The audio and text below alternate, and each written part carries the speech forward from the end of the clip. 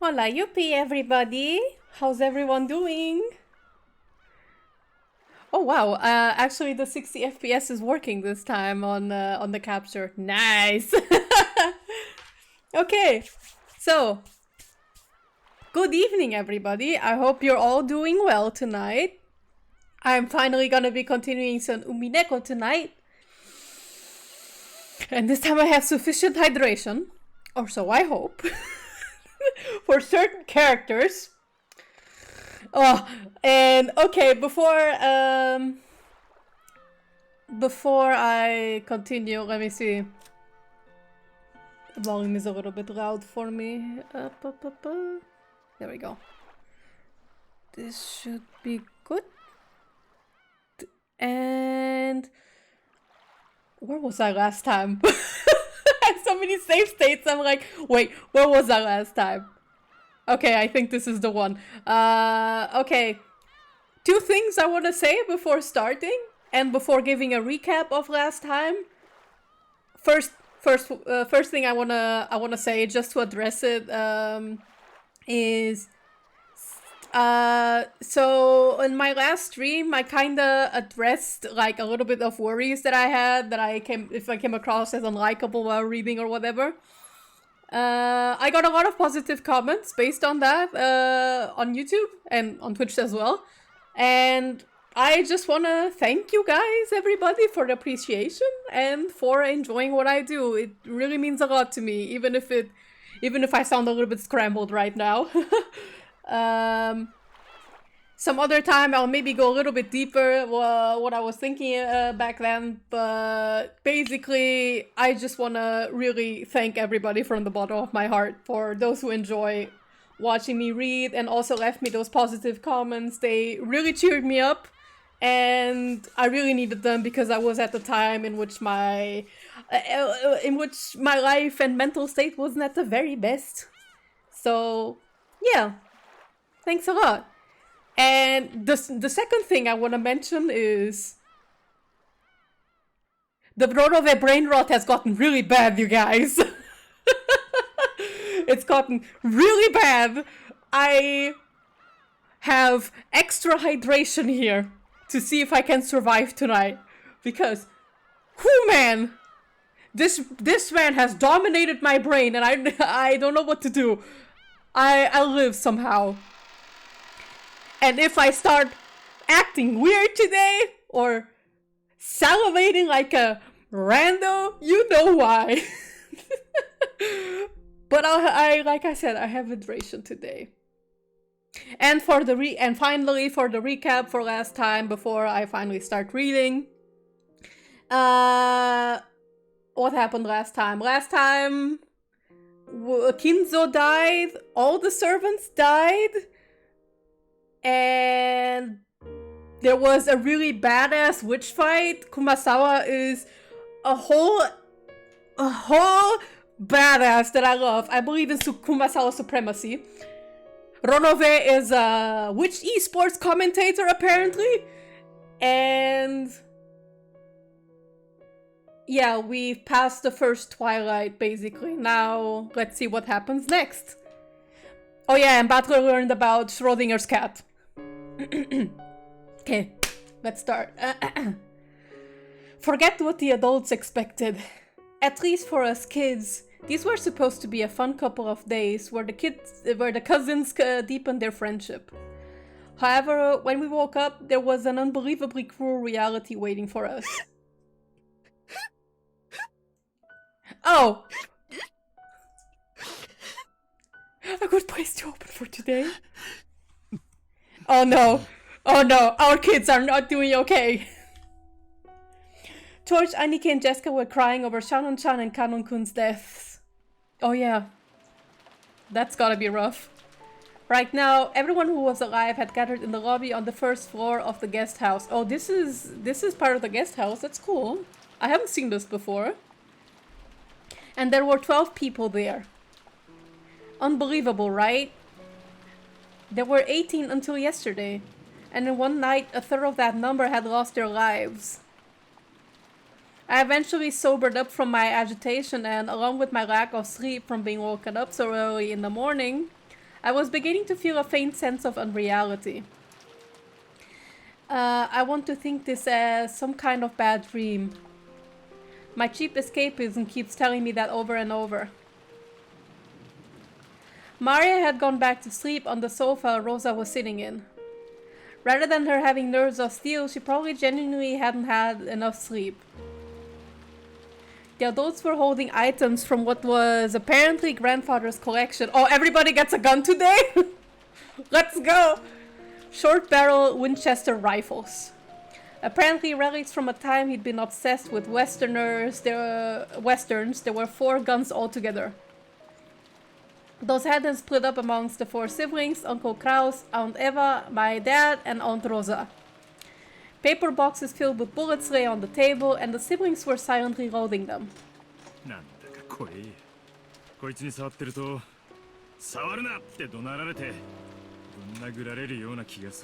Damn, that's rough.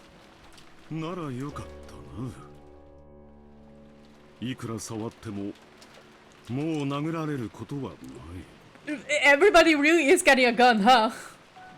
Oh, Rudolph has a gun, Kraus has a gun, Rosa has a gun.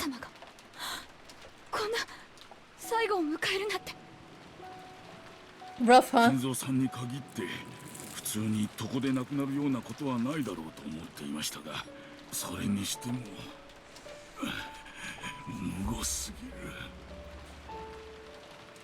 Kinzo really said he will only go out with a bang. Oops. Oh, only Eva doesn't have a gun? This is great. She's like, I only need my fan. That's all I need to beat up everybody.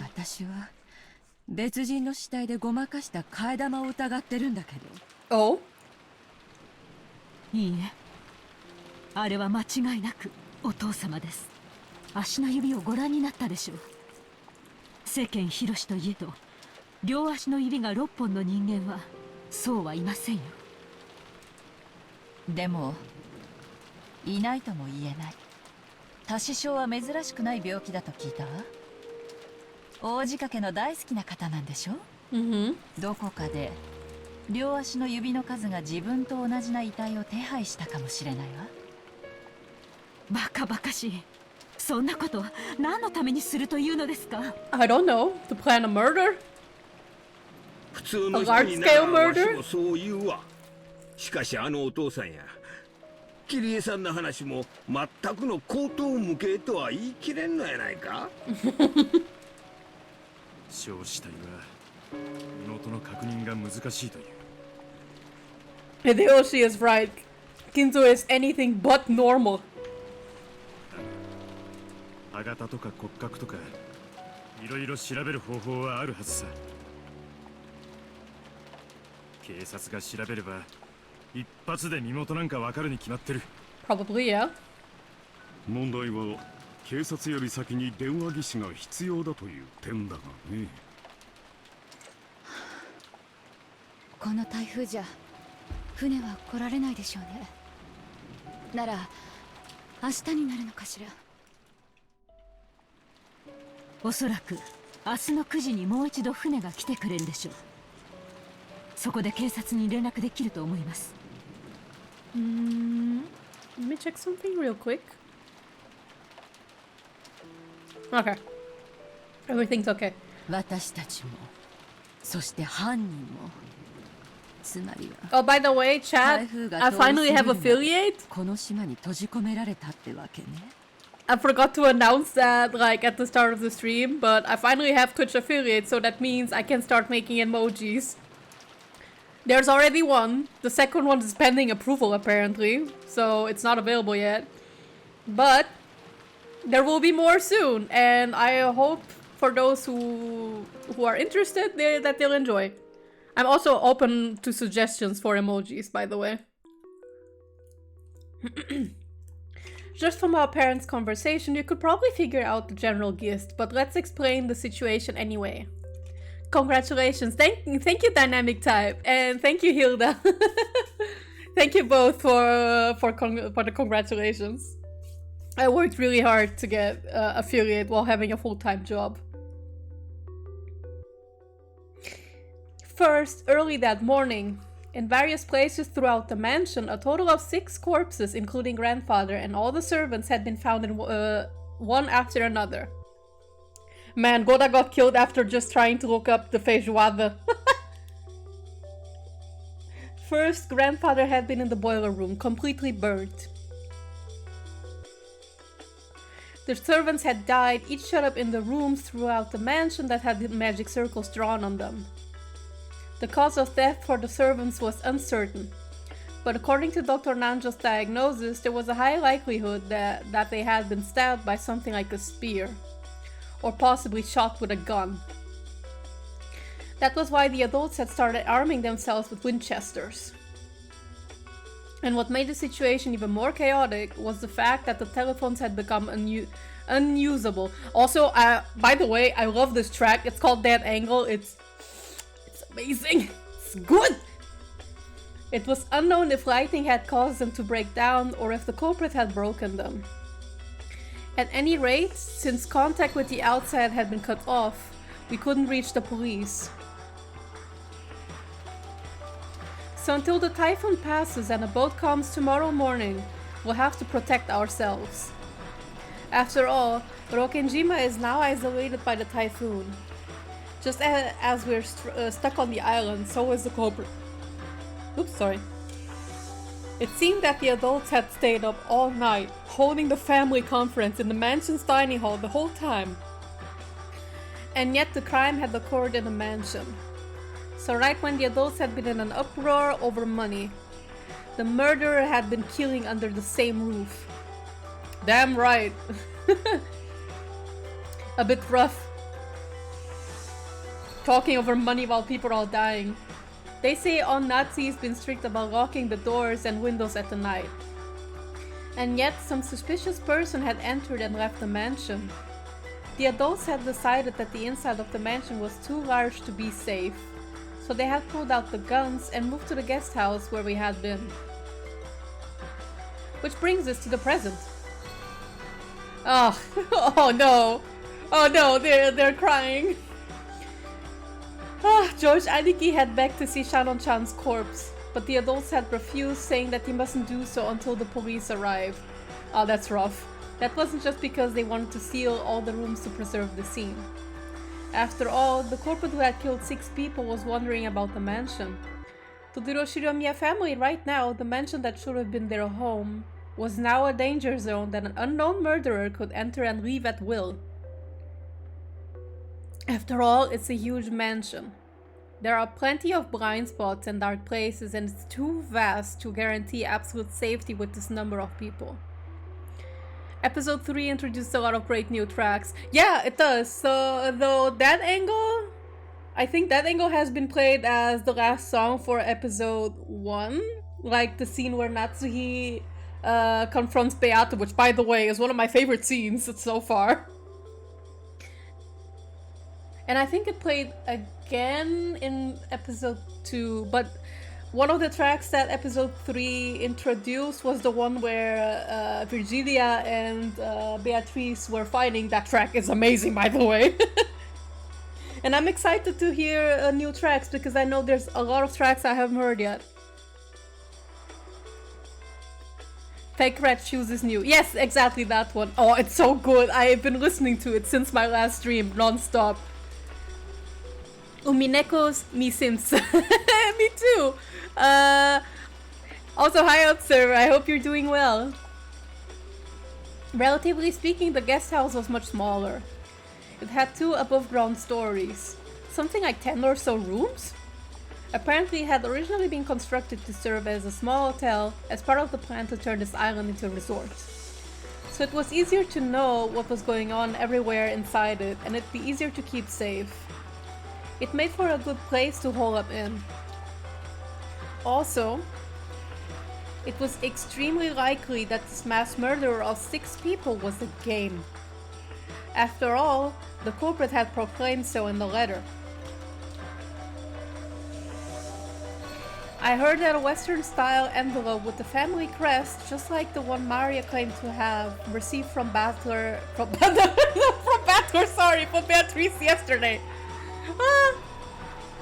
had been found in the boiler room where grandfather's corpse had been discovered. This was what the letter said. So that there will be no misunderstandings, the game I seek for is for everyone to try and solve the riddle of the epitaph, not for you to try and catch me. If you don't solve the riddle, the pitiful sacrifice will further increase in number. It will be wiser to spend your time solving the epitaph instead of searching for me. If no one can solve the riddle, no one will survive. If a person appears who can miraculously solve it, I will give them all the gold of the Golden Land, the Ushiramiya family headship, and all of my power.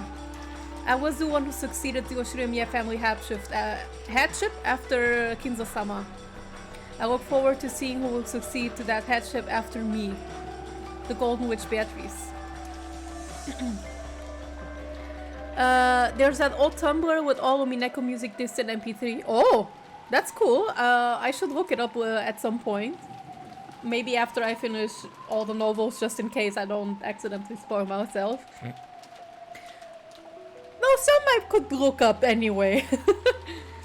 Beatrice's best theory. Oh, yes. Best theory. Beato has been the true culprit all along. This riddle of the epitaph was that thing. That strange epitaph written by the portrait of the witch on display in the hall of the mansion. Grandfather was the one who had it written, and the person who solved it would supposedly be given the inheritance or the hidden gold or something like that. Ever since it was first put on display there several years ago, the relatives had secretly tried to solve that riddle despite saying on the surface that the whole idea was silly. However, up until today, no one had solved it. We were once again being urged to solve that unintelligible riddle, and this time we were faced with the threat that we'd all be killed if we didn't solve it. If that wasn't a game, what else could it be? Can I DM it to you? It's kind of pirating, so I won't post directly in chat. Oh, links are disabled in the chat anyway, so yeah, feel free to DM me, either here or on Twitter or anywhere else. Or on YouTube, I don't know. But yeah, you can DM me, feel free. I'll gladly receive it. The bold opinion that we should search the premises for the culprit did come up once. However, there was a good chance they were armed, that there might not be just one of them. And while they might have been able to kill more than 6 people, they had stopped at 6. The opinion that won out in the end was that we should avoid needlessly antagonizing the culprit and hole up in a safe place while we waited for the police to arrive.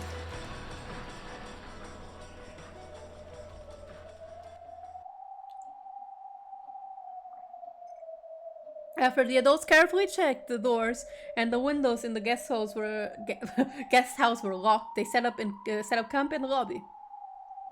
As they loaded their guns to distract themselves from the tension, their expressions showed that they were already fatigued from this long day, which had still barely begun. Well, nobody asked you to have all-nighters about the money. Jesus, how can they talk about money that long? The determination of the parents is admirable. There is some energy behind that. Even if the energy is maybe not geared at the best motives. There was nothing for me to do. He's bored. No, all I could do was be taught how to use a gun. Batter with a gun? To prepare for the off chance of something happening that led to an excess of guns. That's fine. Just obediently stay there. Me and the rest of you.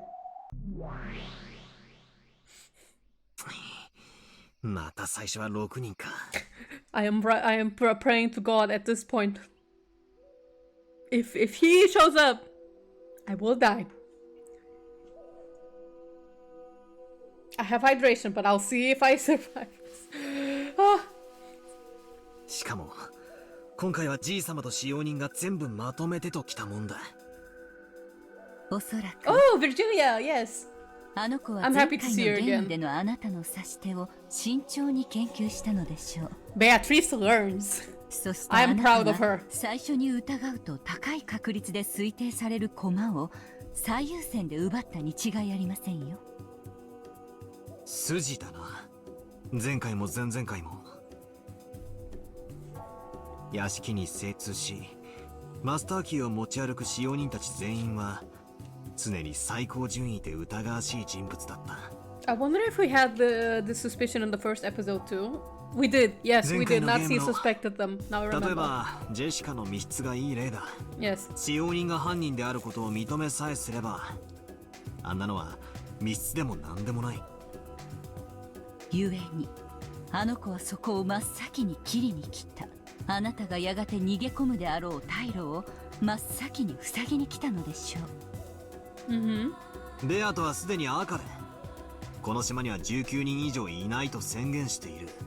それはつまり Yep, you're gonna have to suspect one of your fellows. 諦めろってことだ。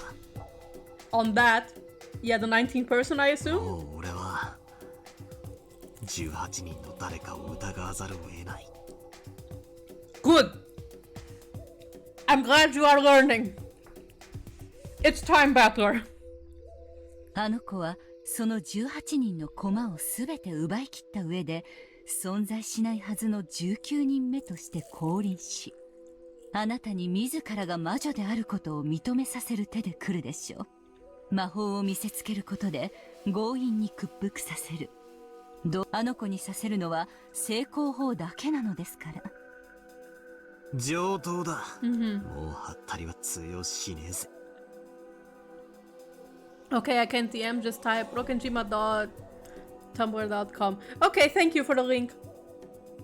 I'll look it up after the stream. 気をつけて。まやかしは魔女の最も得意とするところ。あの子が何を言おうと、あなたが信じる真実を決して脅かすことなどできないのです。Okay, that's それを interesting. 忘れないで。お、そう何度も同じ手が通用してたまるかってんだ。Are you sure about that? I mean, without Virgilia's guidance? おっ始めようぜ。 Yes, and please bring your butler. すでに勝負のテーブルに着席しておるわ。わらわの手番もすでに終了しておる。マダムを敵に回すことになるとは。No, I can't do this. I've just seen the sprite and already passed out almost. 厄介ですね、お嬢様。手の内をだいぶ読まれますよ。It's okay, guys. I have hydration. I have hydrate. Fucking, I can't open my water bottle. I can't open my water bottle. Help! My hydration is being locked away from me. Please, I need hydration. Oh no, my hands are sweaty. No. Ronove, what have you done to my water bottle? Oh god, am I going to have to go to the kitchen?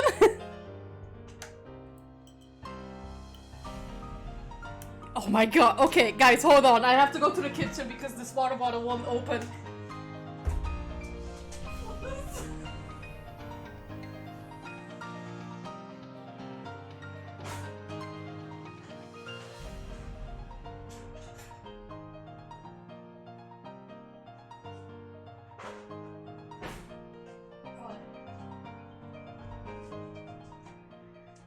Oh.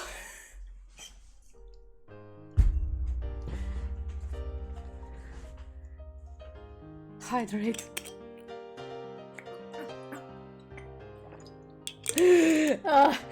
Okay. Sorry about that.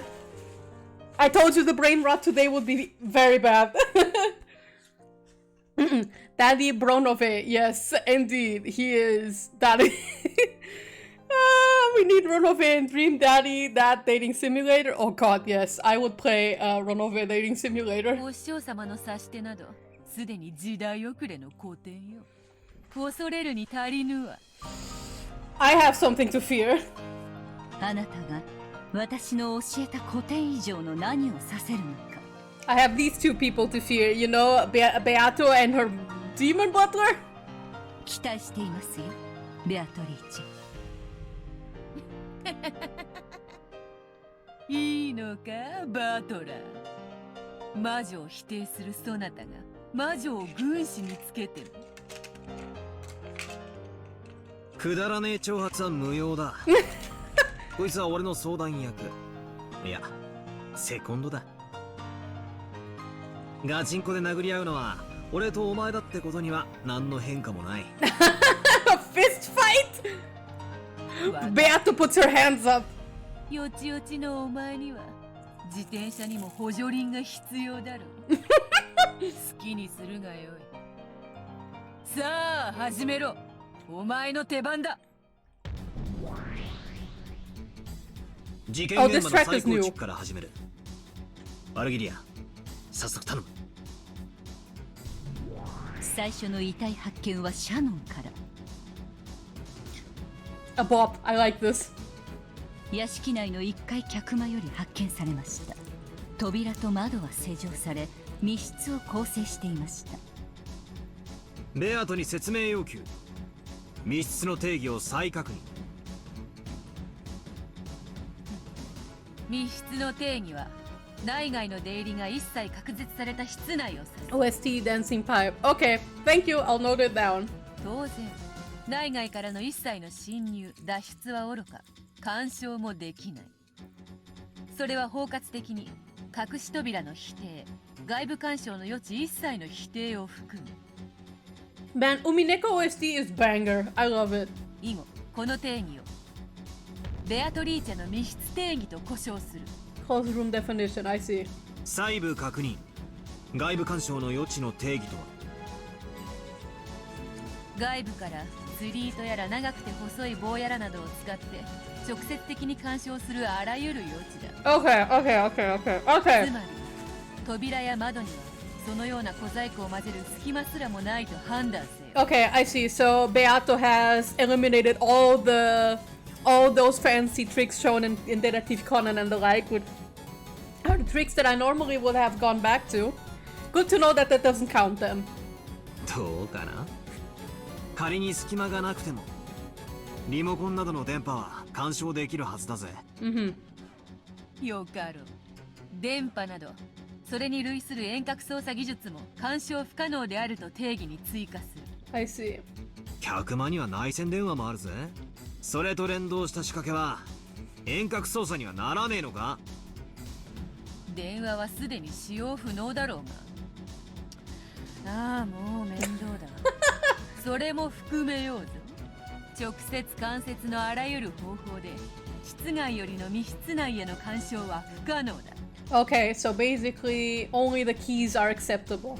声やノックは密室に入らずに外部から干渉できるはずだぜ。He has a point. 密室であっても声をかけることやノックは不可能ではなかろう。 Okay, yeah, 意思疎 good 通の thinking. 可否は密室の定義に反しない。つまり外部との伝達方法までは途絶していると定義できないんだな。そうなります。了解したぜ。シャノンちゃんの客間はそのベアトリーチェの密室定義を満たすってんだな。その通りだ。 I'm keeping my eyes on the text as hard as I can, but Ronove makes it difficult, as does Beato. She's also very 密室 pretty. 定義了解した。ワルギリア続けてくれ。はい。 Yes.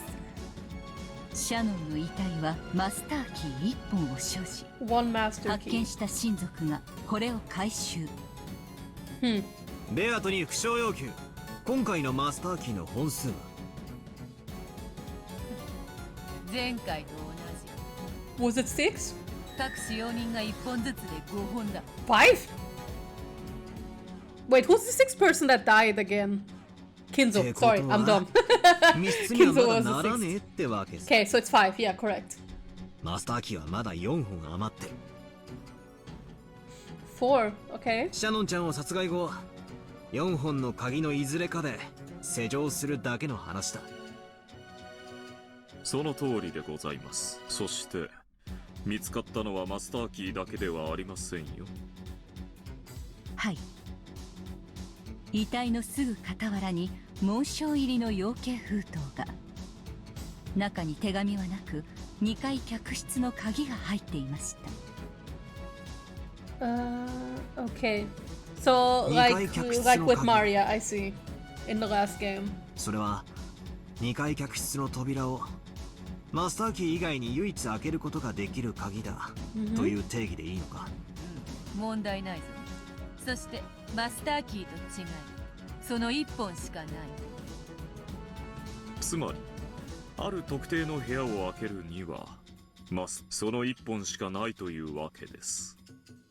I'm sorry, but excuse me. Why does Ronove's voice actor make such a bedroom voice? I am not okay. I'm barely halfway through episode 3. I can't have a brain rot this bad already. What will happen to me in the next episode? Sorry, let me get back to the mystery at hand. はい。2階客室の扉もまた施錠され、魔法陣が描かれていました。And hydration. Go on. 親族はシャノンの遺体脇より入手したその鍵によって開錠。Sorry. 室内にて熊沢の遺体を発見。Ronobat, Ronostar. 室内は密室。Oh no! What, Ronostar as in like a ship name? And Ronobat as in like the ship name for Ronove and Battler? Is that what it means? 定義はベアトリーチェの密室定義に準拠。My brain is going to freeze at the thought of the latter. 熊沢はマスターキー1本を所持。Ship names, yeah. Oh my god. Oh my god. Oi, you PTV. Yes. Eu estou bem. Mais ou menos desidratada, mas estou bem. Eu espero que você também esteja bem. これを親族が回収。そしてシャノン同様に遺体の傍らに養鶏封筒を発見。中には3階控室の鍵が。親族は3階控室へ移動。そして3階控室の扉にも魔法陣でさらに施錠されていて。はい。室内にてゴーダの遺体を発見。室内は密室。ベアトリーチェの密室定義に準拠。ゴーダはマスターキー1本を所持。Eu estou bem, estou terminando o projeto de 3D no curso. Estou modelando o Mewtwo. Oh, que legal! これを親族が回収。そしてこれまで同様に紋章入りの養鶏封筒を発見。中より2階貴賓室の鍵が。親族は2階貴賓室へ移動。何なんだこいつは。A lot is going on, Battle. 何を企んでやがる。そう睨むほどのものでもあるまい。Oi, linda da mama. Oi. 密室ではあるが、それを開けるマスターキーはまだ何本もあるではないか。律儀にマスターキー以外の固有の鍵も申請している。気に入らねえ展開だぜ。だが展開は読めてきた。この調子で6人続いてくってわけか。はい、その通りです。2階貴賓室にて源氏の遺体を発見。Okay, so we have Golda in one room, Genji in another, and Shannon and Kanon in another, I see. マスターキー1本を回収。Wait, where's Kumasawa though? 地下ボ I イラ mean, I ー know 室 she's の鍵を here, 発 but 見。地下ボイラー室へ移動。地下ボイラー室にて金蔵の遺体を発見。礼拝堂の鍵を発見。礼拝堂に移動。礼拝堂にてカノンの遺体を発見。Oh, so Kanon's corpse is here. Okay. マスターキー1本を回収。Wow. 1階 Okay. 客間の So 鍵を発見。見。 Each corpse is in a 以 separate 上で room, I guess. 6名の遺体発見の再構築を終了します。Okay, I see. 補足です。金蔵の遺体の傍らで発見された養鶏封筒には礼拝堂の鍵と一緒に手紙が同封されておりました。That was probably the key for. 手紙の内容はすでにご確認の Or as you 通 saw, I see. り、自分の謎を解くよう改めて催促する内容です。Ronove needs to stop distracting me with his bedroom voice. I can't focus on this mystery like this. なんだよこれ。最後のカノン君のところに一番最初のシャノンちゃんの客間の鍵があったってことは、密室が6つ数珠つなぎになってるってことなのか。 6 rooms. Oof. その通り。 Oh my god. 6つの密室が数珠つなぎになっておる。 Oh no. それぞれを解錠 This する one's gonna 鍵 be は tricky. それぞれ隣り合う密室によって閉じ込められている。 Oh, so it's like a whole loop. It's a loop. Oh no. つまり6つの密室が1つの巨大密室を形成し、 I see. その中に全てのマスターキーと固有鍵全てを閉じ込めてしまっているのだ。ちなみに6つの部屋の扉や窓はいずれも普通。 Are オ normal. ートロッ Okay. クのような鍵を使用せず施錠できるような仕掛けは存在しない。どうだよ、綺麗なもんだろう。 I like the way that she made a meticulous loop. ですからお嬢様、そのあたりに品がございます。 Let her laugh! When Ronove rebuked her, Beato stuck her tongue at him without showing any signs of shame. Why is she so cute too? I can't. 悪い悪い。ついついバトラと遊んでると上機嫌になってしまうのでな。それでバトラ、お前の指し手はどうなんだよ。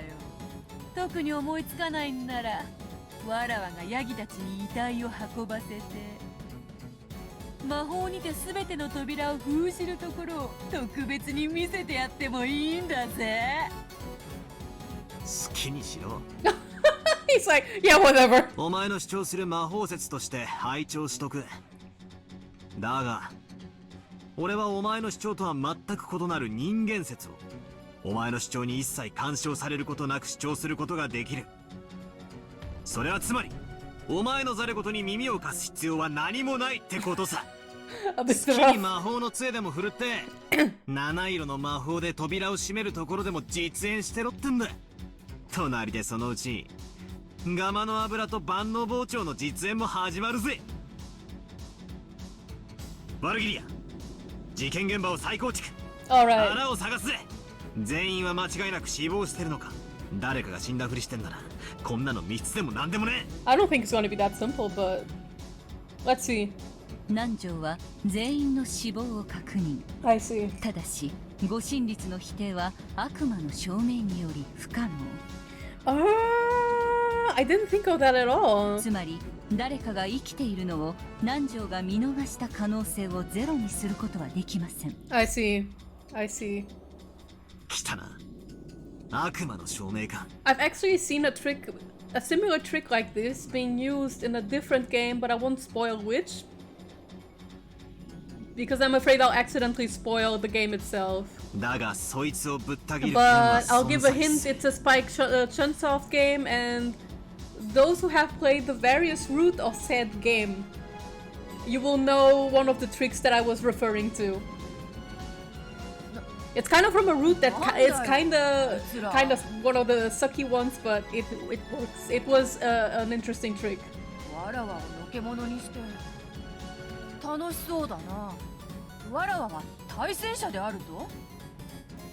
少しは構えというに。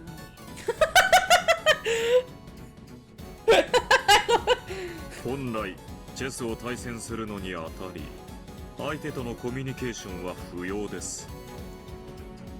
お嬢様は指し手以外のコミュニケーションによって煙に巻いていった。それに惑わされないということはつまりこういうことなのでしょう。Oh, she look at her pouting! It's so cute! お嬢様はチェスを挑んでいるはずではないのですか？でもそうだな。Jealous Trees indeed. Beatrice puffed out her cheeks as though to say, I don't know why, but I don't like it. 警察未介入の現場につき、人間側からの検証は限界があります。厳密な死亡確認のため、復唱要求することを推奨します。よっしゃ、ここで叩くぜ。復唱要求だ。被害者6人は全員死亡している。 Let's see what Beato will say. お嬢様、 She's still 復唱 pouting! 要求が出ておりますよ。おい、ぼんやりするな。 She's like, Beato isn't paying attention to me, I don't like 復唱拒否か。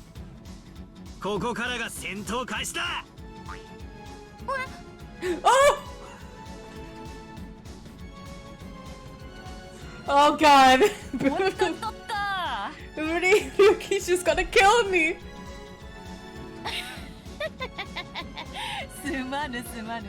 いいぞ、応じるぞ。I'm sorry, Beato being cute is something I was not prepared for. Okay, let's see. 金蔵、源氏、シャノン、カノン、ゴーダ、熊沢の6人は死亡している。I see. All of them are dead.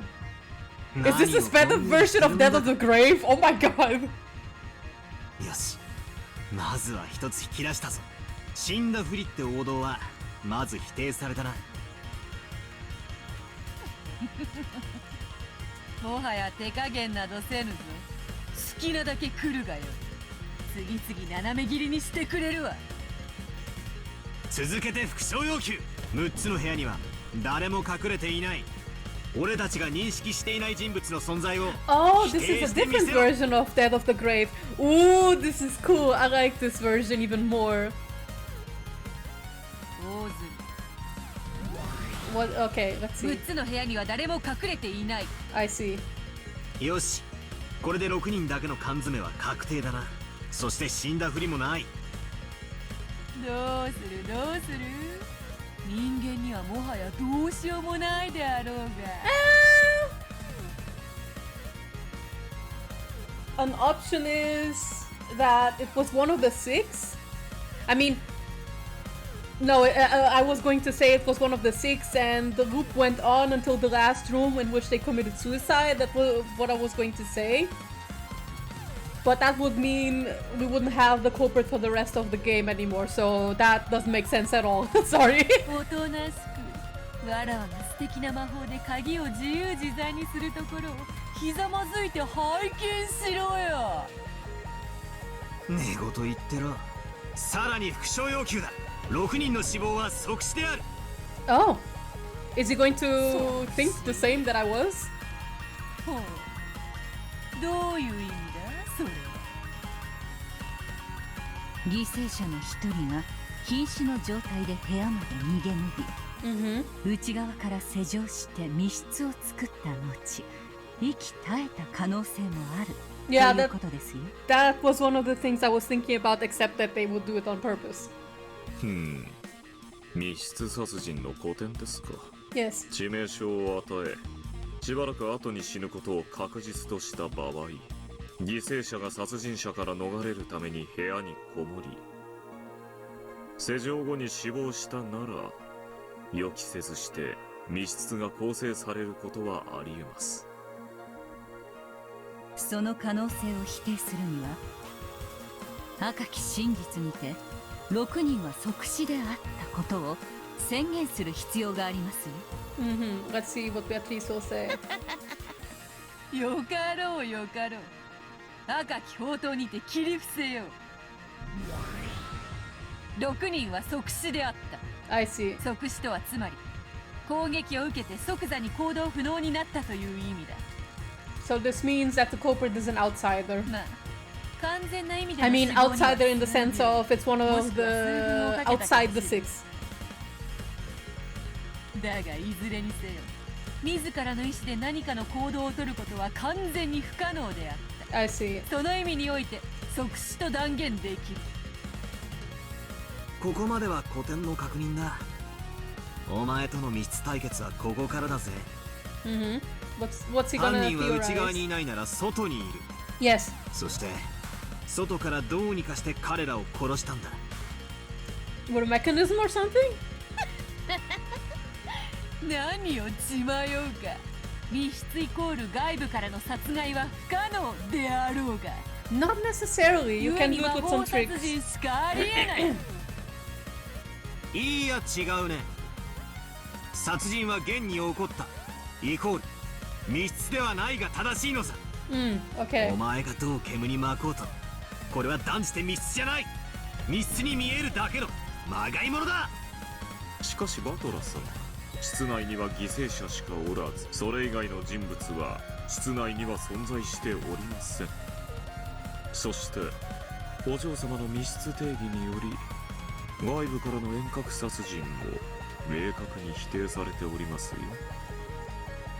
I like that Ronove can just use red truth too.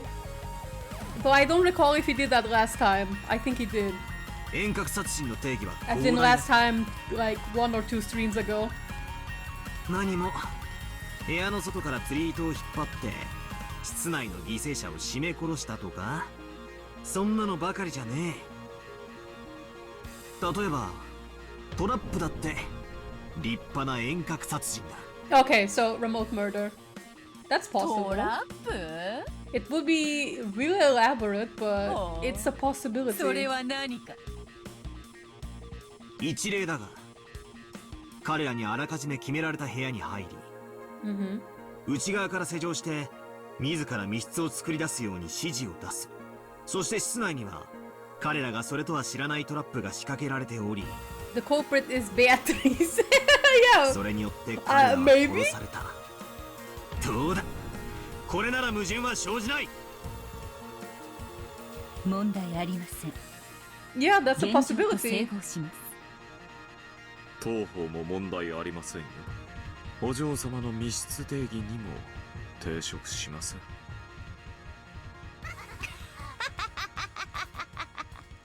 なんだその間抜けな推理は。いずれの室内にも不審なものは発見されなかったぞ。Oh, she has a point. そのトラップはどのような形状なのか、どこに隠してあってどう作動したというのか。It was mentioned before that it could have been a gun too. So I'm thinking something like a setup of a booby trap with the what's it called? Booby trap shotgun. That's what it was called. There was a whole case in real life based around that. Though I'm not sure if it would have worked in this case. それを But 6人分。 it's one of those mechanisms that could exist. 機械室、貴賓室、ボイラー室、礼拝堂の6つで説明してみせよ。 The other thing would be like, I don't know, a string attached to a spear, and that once the door is locked, it just, I don't know, goes off. できまい。反論拒否。それを説明する必要はねえ。Okay. にもかかわらず俺の主張は揺るがない。 Beatrice has a great movie. Oh no. なんだと If you catch my drift. ベアトリーチェ、悪魔の証明ですよ。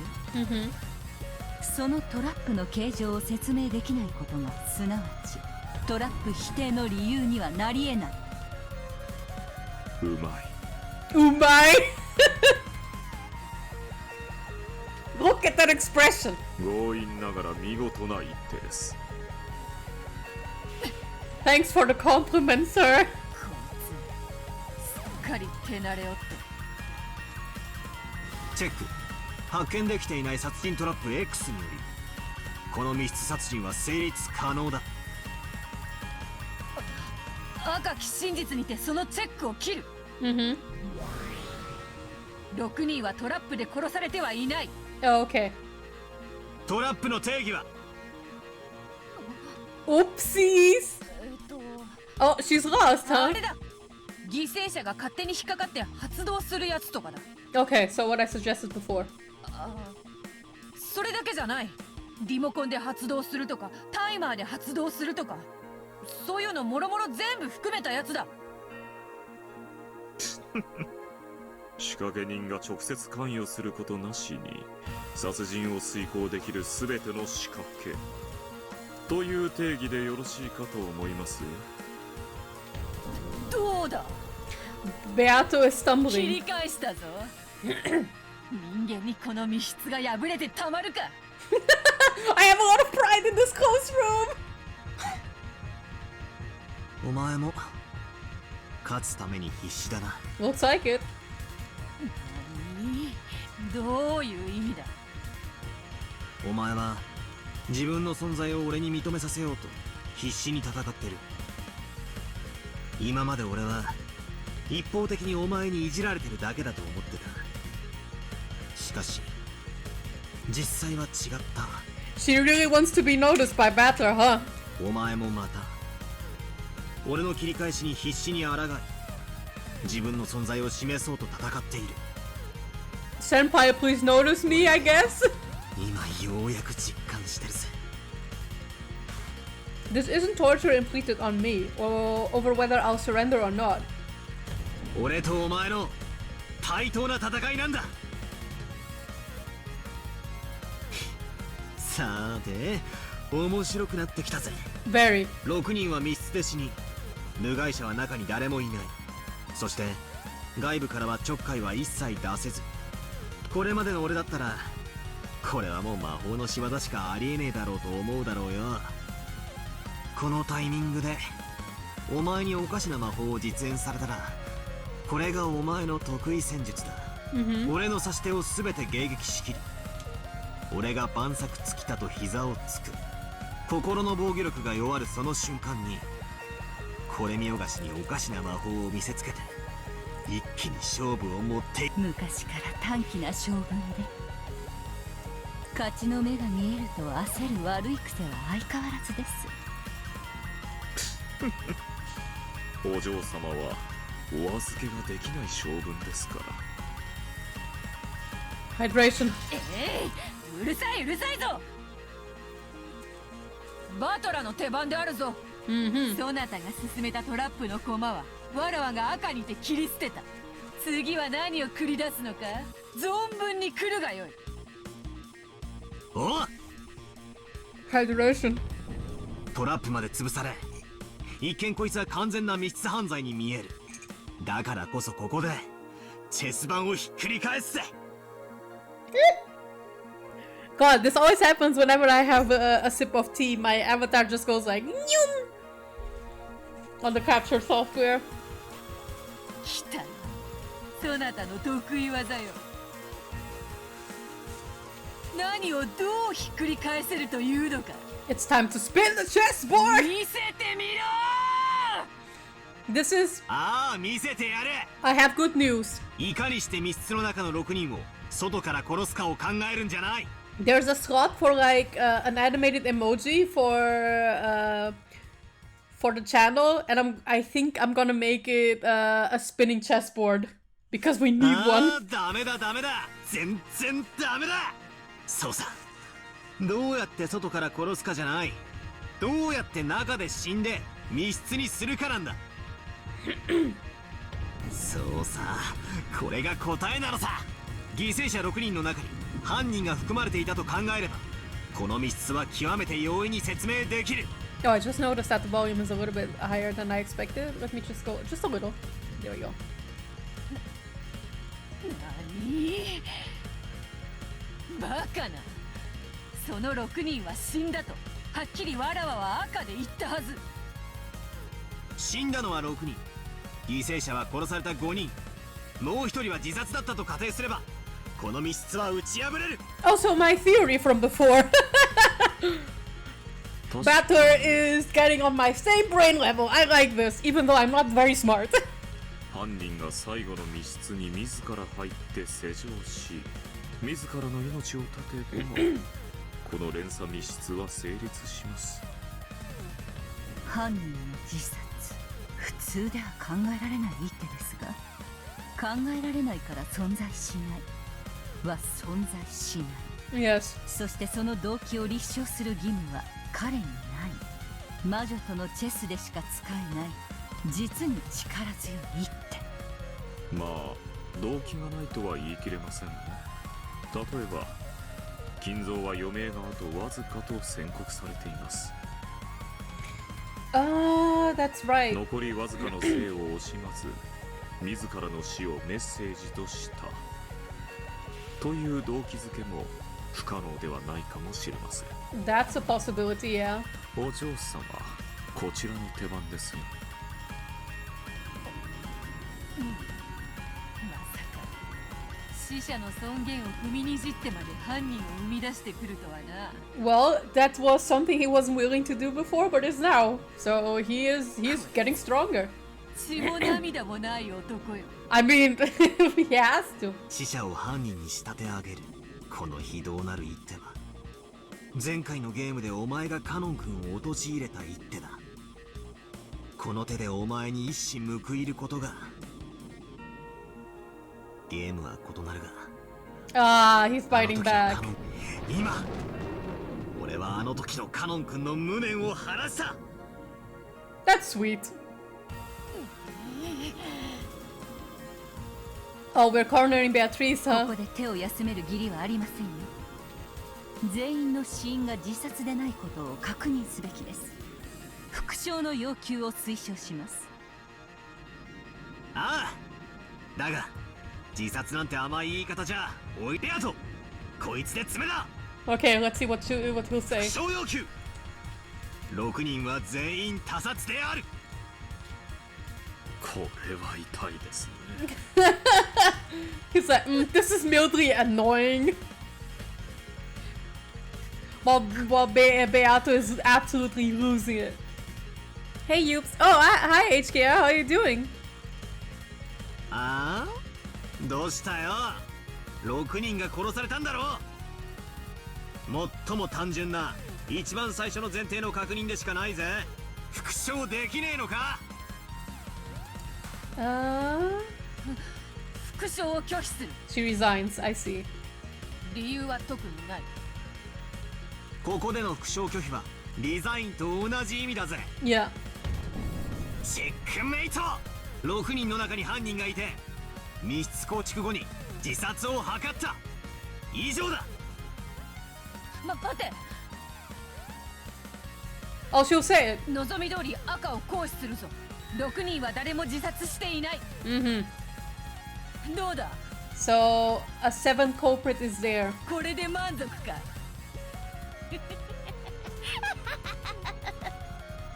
And even if it was like that, there's still the possibility that one of the culprits killed the culprit in self-defense.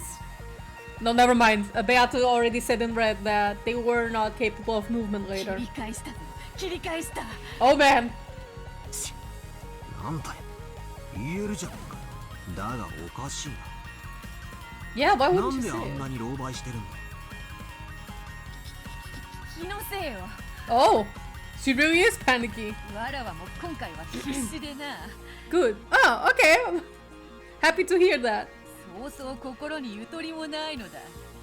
深く気にするでない。要求した復讐が改ざんされていますよ。 Has been altered. ごまかされないように。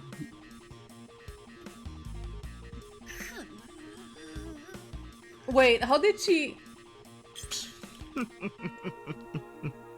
Stop. I have hydration in my hands. そうか。6人全員他殺とは言ってない。6人全員自殺にあらずとこいつ None は of 言 the い換え six た。 committed suicide. I see. ということは他殺でも自殺でもない人間が混じっているということだ。ああ、わかったぜ、わかったわかった。これが真相だ。Okay, let's see. Let's go. 6人の中に潜む犯人 X は5人を殺害後密室を構築した。そしてそこから何かの方法で逃れるか隠れるかするつもりだったんだ。 But ところが事故った。They got in an accident. 本人すらも想定しない理由により事故死し、自ら望まない密室殺人を構築したんだ。Oh, これ okay. で決まりだぜ。ベアチェックメイトだ。 Holy shit, that's a little bit.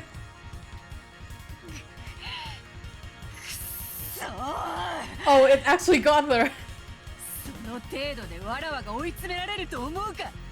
この程度でリザインを叫ぶものか。その愚かなチェックメイト、わらわの赤き宝刀にて何度でも叩き切ってくれようぞ。6人の中に事故死は。 Oh, it's not red.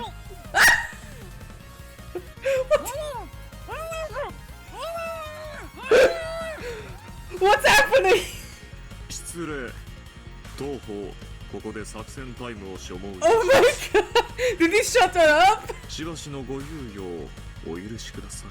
Oh my god! He just came in like, shut up, shut up, shut up! 正当な要求です。問題ないかおう、強化するぜ。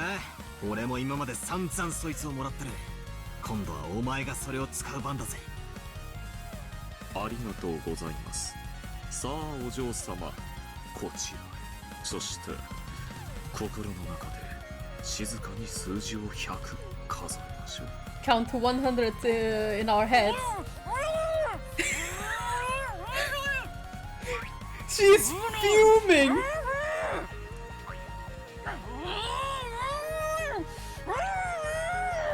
Oh my god! Just the image of like him grabbing her and just dragging her away while she's seething and flailing around. This is such a good duo. Ronove quickly covered Beato's mouth with his hand as she grew thoroughly panicked and agitated, suspending the game. He pulled Beato away, supposedly to hold a strategy conference. Wow.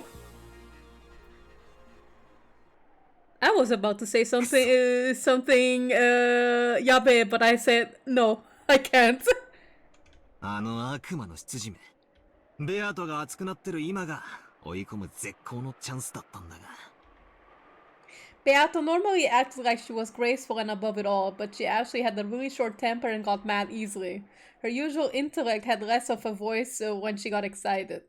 ロノウェは冷静ですね。おそらくあの子に頭を冷やす時間を与えたのでしょう。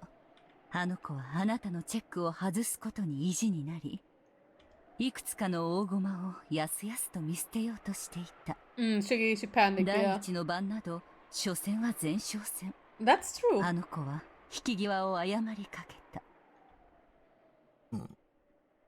つまり、どういうことだよ。俺のチェックメイトは成立したのか？ No. しないのか？あの子は赤を宣言しかけていました。チェックメイトにはまだならないでしょう。しかしおそらく頭を冷やしたあの子はリザインを宣言するに違いありません。I see. まさかあの負けず嫌いがか？ええ、負け戦は1秒でも早く兵を引き上げ、いかに損失を減らすかが肝要です。難しいのはそれが負け戦であるかどうかを測ること。あの子の執事はそれを冷静に判断したようです。She's got a smart head. My brain broke. I was going to say he has a smart head on his shoulders, and I was about to say he has a smart head on his head. つまり、あと一息のところで逃げられたってわけだな。ビシッと。でも、これはあなたの勝ちだと判断してよいでしょう。向こうはギリギリで大きな損失を踏みとどまったようですが。I barely survived this battle. それでもかなりのダメージを与えたに違いありません。その傷の深さはあの子の狼狽ぶりから十分理解できたはずですよ。だな。これ以上いじめたら泣き出しちまいそうだぜ。Come on, don't be so rough. Don't make Beato cry. Oh, as we talked, Ronove returned with Beato, who wore a meek expression like, she's pouting. She didn't yet have her usual bold smile, but it looked like the blood wasn't rushing to her head anymore. よう、お前の出番だぜ。次の一手は決まったかよ。リザインだ。 She resigned. Okay, just like Virginia predicted. Beato told me that frankly. It seemed she'd taken a far-sighted view, as though saying, if you want to laugh, then laugh. It was a bit of a killjoy, but I lost my desire to deliver the final blow. お前がリザインしたってのは俺の説もお前の説も互いが相手を否定できないイーブンって意味だからな。負けってよりは引き分けって意味で受け取っとくぜ。 He's being nice. 気持ち悪い同情などいらぬわ。この場はわらわの負けだと言っておる。 Damn it, Battler, I'm telling you GG's, just take the GG's! の中には雨に濡れた犬をさらに棒で叩く趣味があるというのか。 No? Jeez. ねえよ、お前と違ってな。 Don't whack dogs! What is that? The dog is just innocent. Even though she ridiculed me horribly when I shown sign of defeat, this is the best she's got when the tables are turned. I did feel that was pretty cowardly of her, but I decided to act with dignity as the victor and let it slide. Beato resigned. That's the one result of the first twilight. Alright. Beatrice couldn't counter my move of one of the 6 was the culprit, and that person died in an accident. No, she probably could have countered it, but for some strategic reason, she admitted defeat. Probably because she needs that. She's going to make the next Twilights difficult for her, I think. It felt less like I'd won and more like I'd let her slip away at the last second.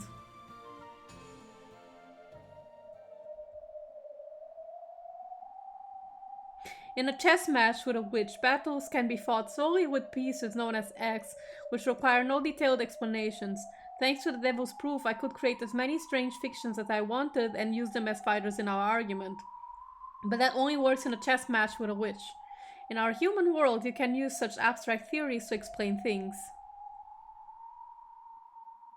The first Twilight was a chain of 6 closed rooms. It certainly may have been possible for a human. Beato wasn't able to deny our possibilities. However, I don't have a clue who committed the crime, or why, or how they actually did it.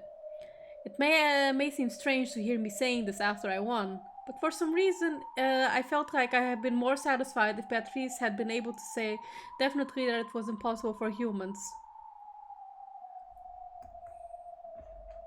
I managed to avoid specifics using an abstract piece called X. But I couldn't deny the sense that some eerie intent that must never be known was filling up this entire mansion. Uh-oh. What's going on?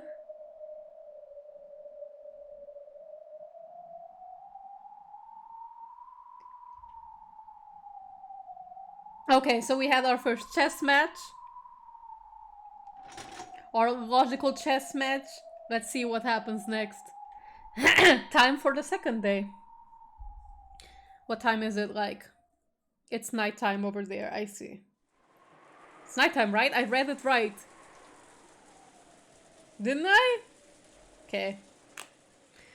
When being besieged, your true enemy isn't so much the fear of an unseen culprit, as it is to keep such fears alive for long periods of time. Maria, baby! Maria got bored and started complaining that she wanted to watch TV. There was no TV in the lobby, so she decided to return to the cousin's room on the 2nd floor.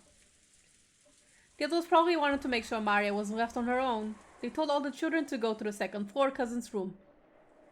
George, who was grief-stricken by the loss of his fiancée, led the cousin up to the 2nd floor without any resistance. Oh, poor boy.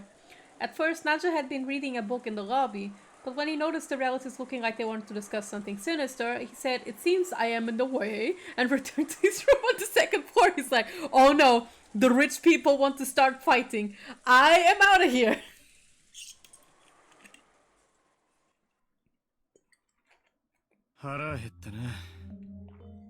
Immediately starting with, "I'm hungry."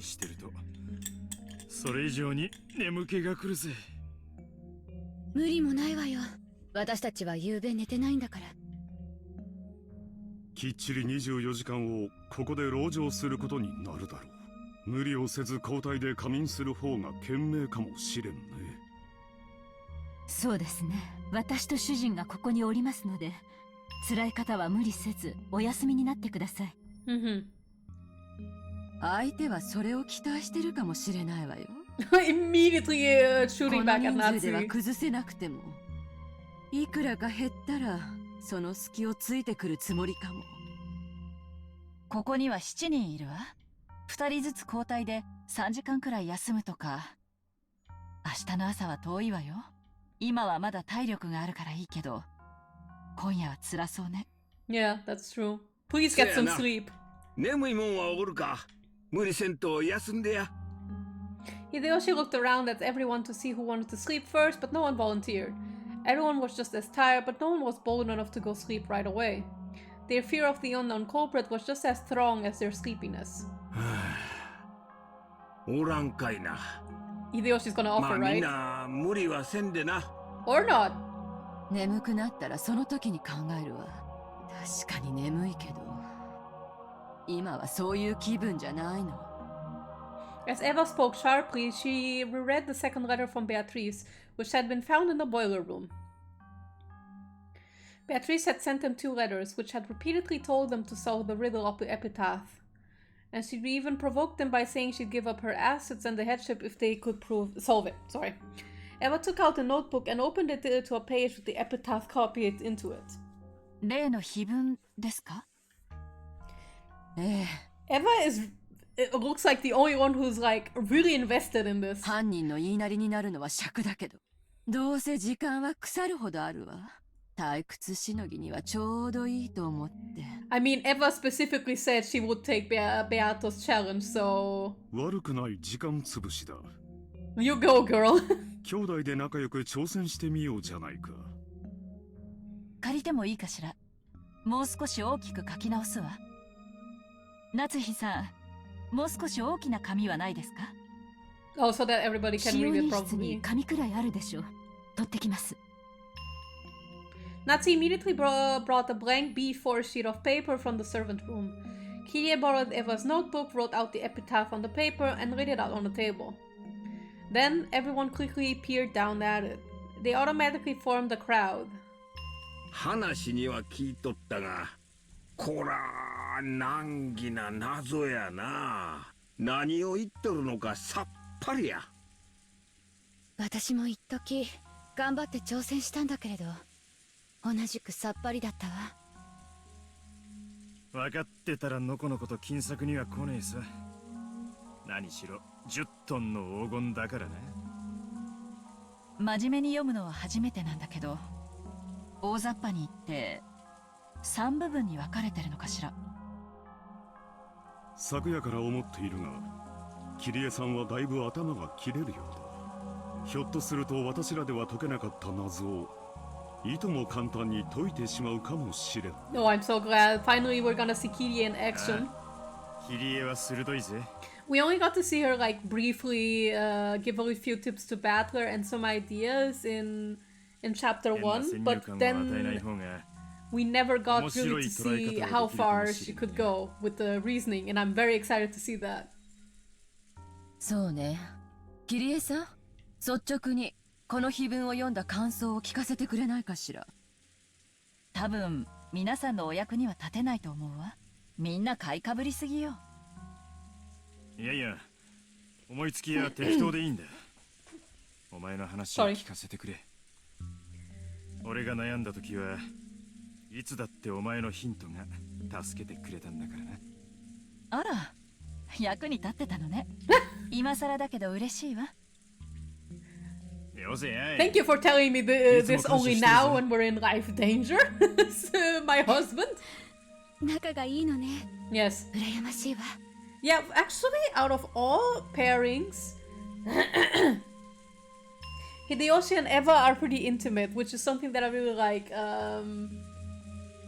But Kirie and Rudolph are kind of like that couple that banters with one another, and I also like that dynamic. ぜひ私たちにもヒントを授けてほしいわ。いいのよ。どうせ時間つぶしなんだから、リラックスして。The thing with Hideyoshi and Eva, though, their intimate moments normally are just for themselves, which is totally fine. I can imagine Eva prefers to be vulnerable when no one else she doesn't trust is looking, right? Like, only someone who trusts her or she trusts like Hideyoshi is allowed to see her that way. Which is nice, I like that. While Kiri and Rudo seem more open about how close they are. Or at least how playful they are with one another. Kiri was disturbed at being praised so highly for something so strange, but they had all the time in the world. Realizing that this was just a way to waste time, she decided to accept the role she'd been given. Also for Rosa to say that, ouch. I say ouch because out of everybody, she's the only one without a husband, right? Her husband disappeared, I don't know.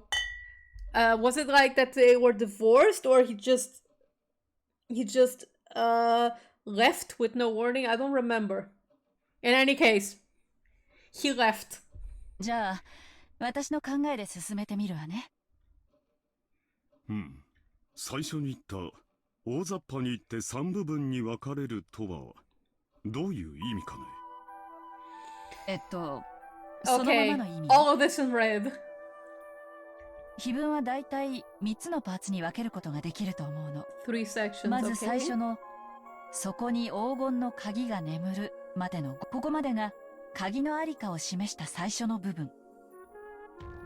そして第10の番までの11行が黄金鏡そのものの場所を示した部分。そして残りの6行は黄金鏡にたどり着いてからの部分ね。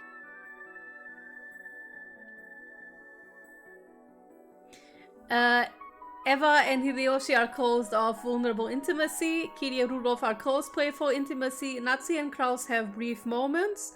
And Rosa's forever alone. Ah! Oh man, ouch. And lovely couple, yes. It do be like that, Rosa. F. Let's try solving the epitaph. Big brain mode on! I'm not smart enough for this. But I can try my best. Alright, chat, everybody, turn on your brains. I have one brain cell, but I can remove that brain cell from Ronove Brainrot and try to use it in epitaph thinking. I'll try my best. そして宝を示す3つの区分だ。兄さん余計な口を挟まないで。キリエさんに自由な発想で発言してもらうのよ。キリエ、続けてくれ。俺たちもそれについては同じ認識だ。それで。最初に出てくる懐かしき故郷というのはどういう意味なのかしら。Also, notice how Rudo speaks so nicely to Kirie. 普通に考えたら、like the type of voice he has for her. 指すのかしら。懐かしきとわざわざ断るところを見ると、とても思い入れのある故郷のように思えるわね。お父さんは小田原の出身だったかしら？生まれは確かに小田原だけど、お父様が懐かしむ故郷は多分小田原のことじゃないわ。Okay. それについては多分兄弟たちは全員同じ場所で認識してるわね。Rokenjima, huh? そうね。多分小田原じゃないわね。聞いた話ではとても楽しい少年時代だったそうよ。親父の人生で最大の不幸は多分後ろ宮家の当主にさせられたことだろうよ。おそらく親父殿は後ろ宮家の当主になど本当はなりたくなかったのだ。Oh yeah, they said something about that before. それはどこなのかしら。そしてそこに鮎の泳ぐ川は？ Oh, I said Rokenjima, but no, it can't be that, right? 当時はあったんじゃないかしら。 At the time. 今はだいぶ開発が進んだでしょうから、鮎はいなくなってるかもしれない。お父様が少年時代の当時に鮎がいたと言われると、非常に調べるのは困難ね。川も一本ではないだろう。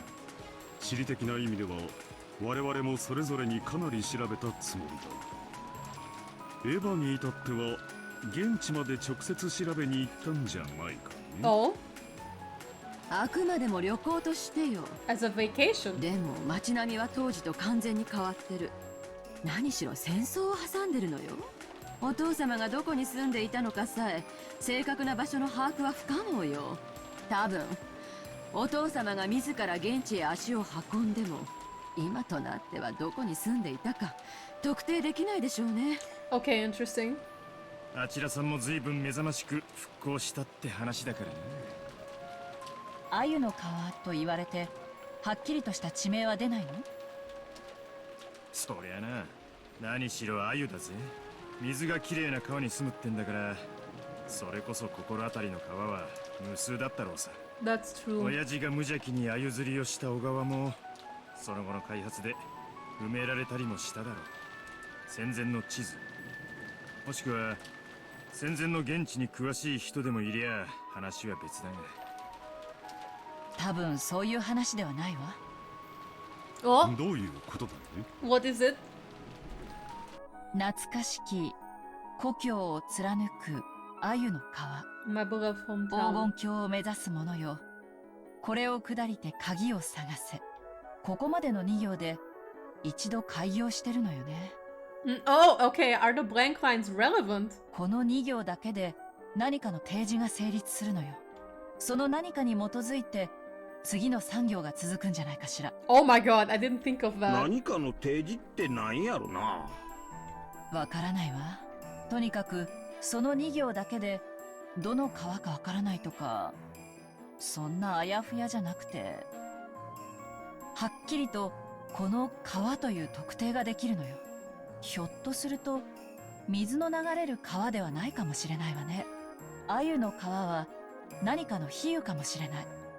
鮎という言葉にはどんなイメージがあるのかしら。 Oh. Oh, okay, nice. 鮎は鮭みたいなもんや。淡水魚だが生まれてすぐは海に出るんや。 I そし see. て大きくなると川に戻ってきて生活し、そこに産卵して生涯を終えるんや。まあ一度は家を出るが、大きくなって戻ってきて卵を産むってなあたりは一族繁栄的なイメージがあるかもしれんな。へえ、 Clan 淡 prosperity, 水魚な okay. のに海水でも生きられるのかよ。知 There ら are なかった some, ぜ。 yeah. 川魚だから海には出られないと思ってたぜ。 Oh, it depends. It depends. I think some fish can. 鮎は香りが良いことから香魚とも呼ばれるとか。 Like, I think there's a shark that can swim in sweet water and in seawater. I just forgot which one it was. I think it's either the bull shark or the tiger shark. There's definitely one that can. I just don't 私は remember 食べた which ことがあ one. りませんが、塩焼きにするととても美味しいそうですよ。なんや夏日さん、鮎の塩焼き食ったことあらへんのか。 I kind うま of い have. で。 I haven't either. I want to 今 eat 度ご that. ちそうしたるわ。庶民の料理だ。 A food for commoners. 君の口に Come は on, ふさま good しく food is good food. Klaus, food is food. これは私の妄想なんだけど、実は私鮎の川のイメージから家系図を疑ったことがあるの。鮎は一度海へ出るけど、また生まれた川に帰ってきて産卵するんでしょ。Mm-hmm. まるで私のことみたいだなって思って。 Yourself. そうね。今だから白状する私もあなたとマリアちゃんのことを指してるんじゃないかって疑ったことがあるわ。 Okay. なるほど。川を下ればやがて里あり。 A 家 village. 系図を下ってくと見つかる里はマリアの名に含まれる里の字だけだ。 Oh.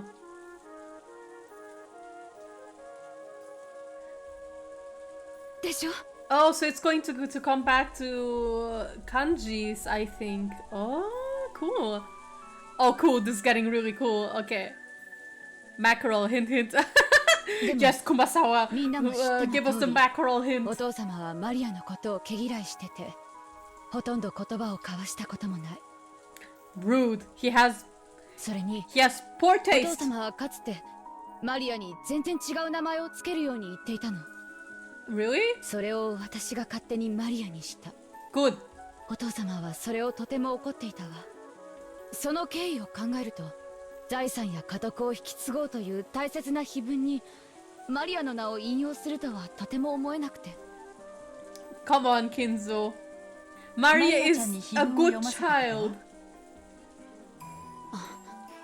ええ、もちろんあるわ。 She probably insisted. でもさっぱりみたいだった。Hmm. 魔女の復活の儀式みたいな相変わらずのオカルト話ばかりでさっぱりだったわ。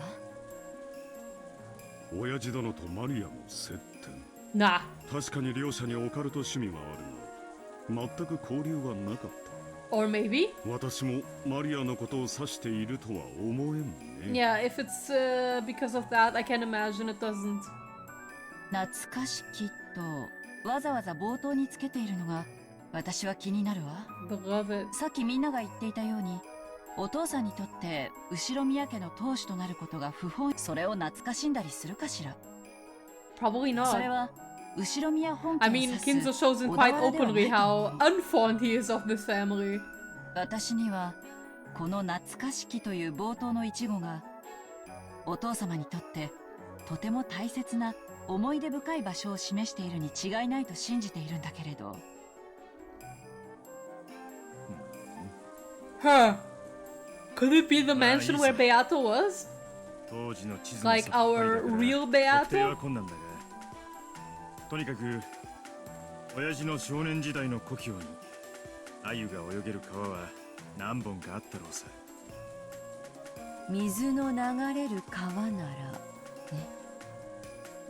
それから And then? 続けてよ、キリエさん。川を下ればやがて里ありからの産業はちょっとよくわからないわ。これは多分鮎の川の2行に連結してる。鮎の川の正体がわかれば多分自然と意味がつながるものなのよ。それがわからない限りこの産業を先に解こうとしても無駄でしょうね。 Okay, so there's the first hurdle 鮎 already. の川の正体がわからねえとお手上げか。しかも文字通り河川を指した保証もねえときた。たく鮎ってのは何なんだ。親父の好物か、それとも何か特別な意味があるのか。深読みしても仕方ねえのか。Hmm. ミクロとマクロの2つの視点を持たないと視野が狭まるわね。深く考えすぎないで。魚が泳いでいる川、下るもの、登るもの、そのくらいの抽象的なイメージにしておいた方が発想が柔軟になっていいかもしれないわ。そして鮎の川の答えが続く産業を経て黄金鏡の鍵にたどり着く。こうして考えると3つの区分というのは間違いかしら。正確には4つの区分ね。 Oh, 4. 鮎 Okay. の川を下り黄金鏡の鍵を見つけ黄金鏡へ旅立つ、そして黄金鏡の宝。 I see. Yeah, that is also a possibility. せっかくだ。続けて碑文の最も中心的な部分である黄金鏡にたどり着く第10の番までの見解を聞かせてくれんかね。Yeah, that's something I'd like to こ know の碑文 too. の中で最も象徴的で、そして物騒な部分ね。生贄なんて単語が連発するからついついお父様のオカルト儀式と関係があるんじゃないかと思ってしまうけど、キリエさんならどう見るかしら。 Let's see. The one who obtains the key must then okay, sorry. Kiria crossed her arms several times, peering into the paper with the epitaph copied onto it as though she was looking through it.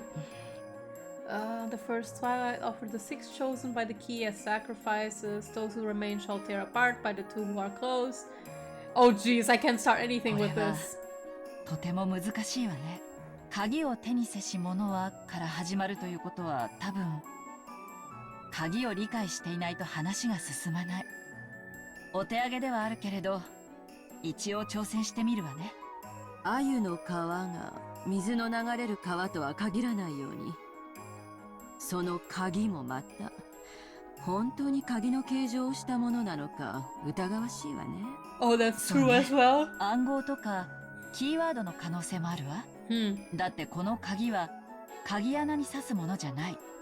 第一の番に6人の生贄を選ぶためにあるんだもの。A roulette? その意味においては、この鍵は黄金鏡の扉を開くものじゃないと言い切れるわね。しかし物騒な鍵です。6人もの生贄を選ぶ鍵なんて。鍵がどうやって選ぶんや。ルーレットみたいにくるくる回すんかいな。 Considering that Beatrice has mentioned spinning the roulette or was it Kinzo? One of the two mentioned something about that. I'm going to assume it's something related to a roulette. この鍵がある特定の6人を指し示す。いいえ、ある特定の6つを指し示すというべき。もしこれが文字通りに生贄を捧げろという意味でないならば、例えばアナグラムかもしれないわ。アナグラム？文字遊びのことかね。ええ、さっきローザさんが家系図の話でマリアちゃんの名前に里が含まれてという話をしていた時からずっと考えてるの。例えばルドルフさんは懐かしき故郷という単語からずっと地形的座標的なものを想定しているようだけど、そうじゃないかもしれない。これはある種の謎々、あるいは文字遊びかもしれない。Yeah, I think it's more likely that it's a playing with ごめんな letters. さい。文字遊びとは何ですか？カモメカモメカチンカチンみたいなやつさ。Sucker Mary Barrels? 歯を抜いたらないみたいな。Ah, okay. 夏日さんは育ちがいいから知らねえだろ。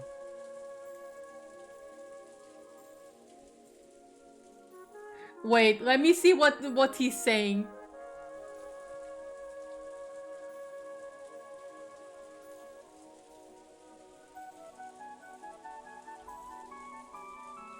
Rudolph! I'm going to punch you in the mouth!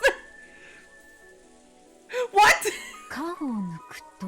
No, Natsu, don't say it! よしなさい。 Please stop. 君にはふさわしくない品のない遊びだ。 Why?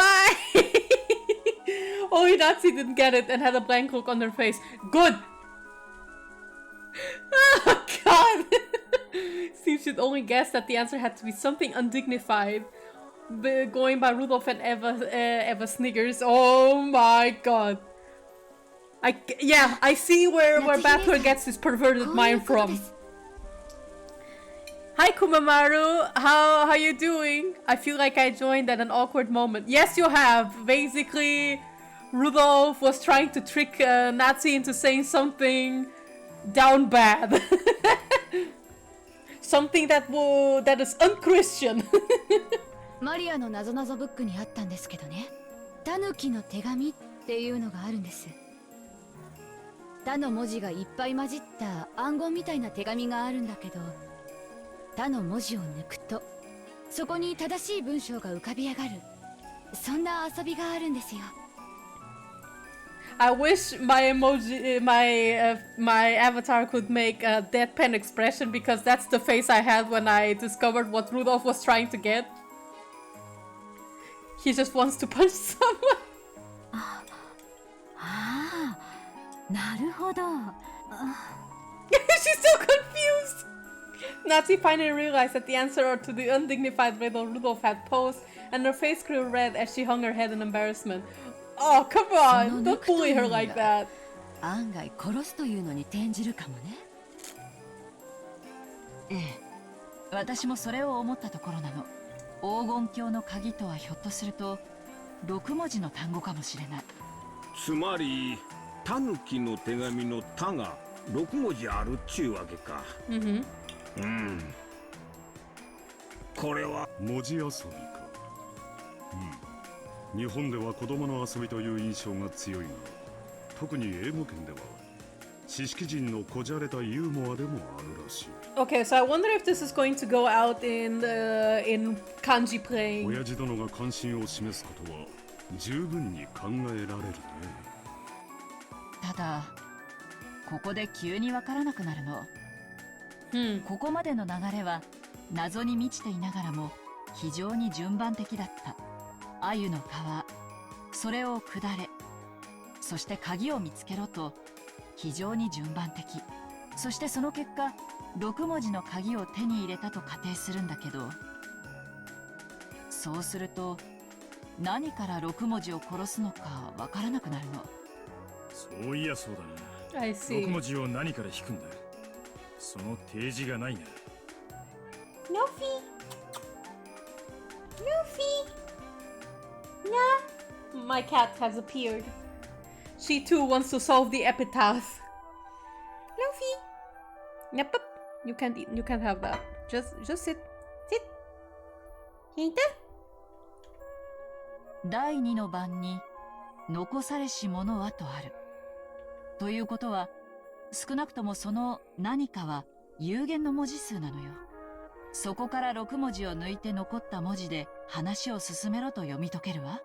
Okay. なのに最初に提示があるべき何かがわからないの。So maybe possibly a collection of letters and then removing single letters and kanjis or hiraganas there, here and there. やっぱり文字遊びという過程が間違っているのかしら。I think that's a possibility. Everyone crossed their arms and fell silent. It felt like they were about to reach a noble understanding they hadn't managed before, but they stumbled just one step short. Then Hideyoshi's stomach rumbled heartily. That silence was broken by laughter. すまんすまん。珍しく普段使わん頭を回したもんですっかり空腹になってしもた。やはり朝食抜きは答えるわ。なあ。Yes, using brain power needs food. 夏日、ここには何かないのかね。軽食の備え程度があったはずです。用意しますね。俺も腹ペコだ。上のガキどもも腹ペコだろうよ。Much less a full 3 meals. Well... そうやな。明日まで長丁場や。that's gonna get 一 rough. 度屋敷に戻って厨房で缶詰の類でも漁った方がええかもしれんな。クラッカーとおつまみくらいしかありませんが、それでよければ準備できます。でもこの人数ではお昼の分も残らないかも。Oh, just eating crackers and snacks, that's going to be difficult. 今はそれでいい。すまんが準備してくれんかね。Yeah, for now it's okay, until they get the canned food. Looked like the men had been taken over with an appetite that stopped all thought. The atmosphere grew more peaceful, and the Epitaph investigation team split up for the time being. But Eva kept staring at the paper the epitaph was written on like she was going to burn a hole through it. She is determined. それが間違ってる可能性もあるわ。So they're looking for hidden messages in the riddle, and yay, Kitty, yes! It looks like that's what they're doing. Eva, so far, looks the most determined to get this solved. ありがとう。私の勝手でやってるの。放っといてくれないかしら。Oh! She's like, shush, let me do this. Kitty didn't bother her anymore, and instead went to help Natsu prepare breakfast. 姉さん。Oh my god. 私たちも朝食の準備手伝った方がよくない？じゃああんたが手伝いなさいよ。私はこれを解くので忙しいの。ごめんなさい。Oh man. じゃあ私手伝ってくるわね。まったく。なんであなたはそんななの？え？この碑文を解いた人間が後ろ宮家の家督を譲られるのよ。あなたは関係ないと初めから諦めているようだけど、もしも解ければローザにだって家督を引き継げるチャンスがある。あの兄さんから全てを奪うチャンスなのよ。どうしてその千載一遇のチャンスをあなたは真剣になって挑めないの？ She probably has her reasons. それは。Rosa hung her head, unsure as how she should answer. Too late, she regretted carelessly speaking to her sister when she was in a bad mood. Welp. あんたも何か気づいたことがあるんなら言いなさいよ。私やキリエさんは真剣に推理してたのに、あんたは相槌ばかりだったじゃない。ほら、何か気づいた点はないの？ Eva used the power of determination, and now she's using the power of bully as well. ほら。She is desperate. She wants this. これ不思議よね。不思議？何が？黄金鏡っていう単語よ。何度も出てくるわよね、黄金鏡って単語。それが何よ。Yes. 黄金鏡を文字分解すると何かキーワードにでもなるの？そうじゃなくて、ほら、この第10の番だけおかしいでしょ。え？みんな黄金鏡なのに、なぜかここだけ黄金の里なの。Oh, okay. わざわざのが1文字混じるのよね。That's true. どうしてここだけ言い方が違うのか。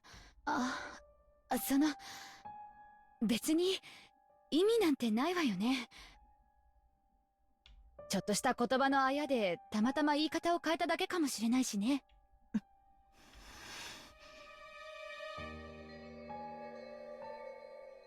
She does have a point. It's kind of weird. Okay, we're back to the witch's seat place. つまらん。I love how Beato's like, oh, the rich people trying to solve the epitaph. Sleep? Isn't the whole point of Riddle splitting hair? Yes, it is. おや、何がつまらないのですか？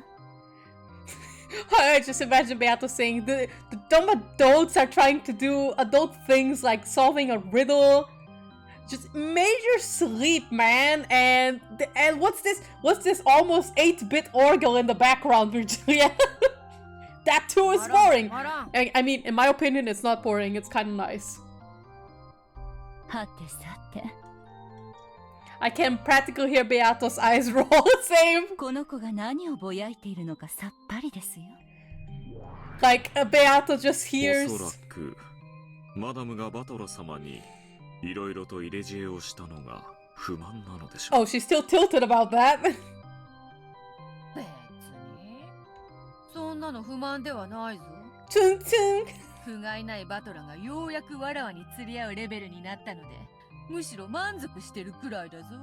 I just imagine Beato with like the face as if she's not bothered, like with the mask, and beyond she's like really bothered, almost crying, like. 少しバトラ君と仲良くしすぎましたか。若い子同士に任せて、老人は退散した方がいいのかしら。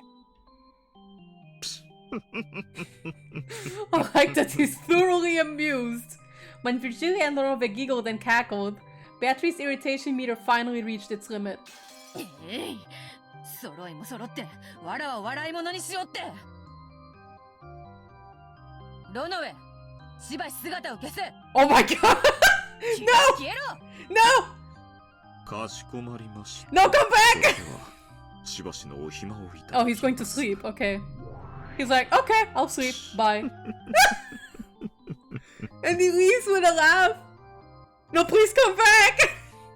Ronove bowed his head, still laughing, and vanished. After that, all the remaining was the grumpy and irritated figure of Beatrice, and Virgilia, who was coolly enjoying her tea.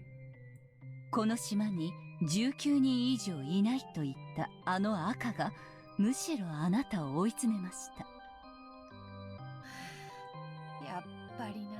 ちょっと早いかなと思ったんだが、やっぱ早かったかな。彼をもっと迷走させてからならともかく。全くにもって無駄な切り札でしたよ。Whoops! むしろ彼を奮起させてしまいました。In addition to denying the witch, Beato had possessed the second victory condition, one of explaining everything without suspecting one of the 18. It was at that point where he'd been tossed about by two opposing goals that his heart should have been at its weakest. However, Beatrice had used the red carelessly, proclaiming that there were no more than 18 people. Because of that, Beato had been forced to suspect one of the 18. And he had finally begun to build up the resolve he had to accept that. Beato was stubborn, but that was exactly why fissures would run all through him like breaking china when he was struck in a fragile spot. That itself should have been his greatest weak point, but... Oh, she's so upset! 前回圧勝だったんで、ちょいと油断が過ぎたかな。ええ、油断が過ぎましたね。Yeah, she was a bit over enthusiastic. 前回はバトラ君にとって難易度の高いゲーム But で to し be たが。fair, she did look like she was getting the results she wanted until Virgilia came to bat herself. どうやら今回はあなたにとって難易度の高いゲームになりそうですよ。Oof. 割れた壺は決して元に戻ることはない。未練がましくかけらを拾うより、他の手を考えた方が建設的というもの。しかし、すっかり知恵をつけたバトラにどう仕掛ければよいというのか。Battler has gotten too smart, poo poo!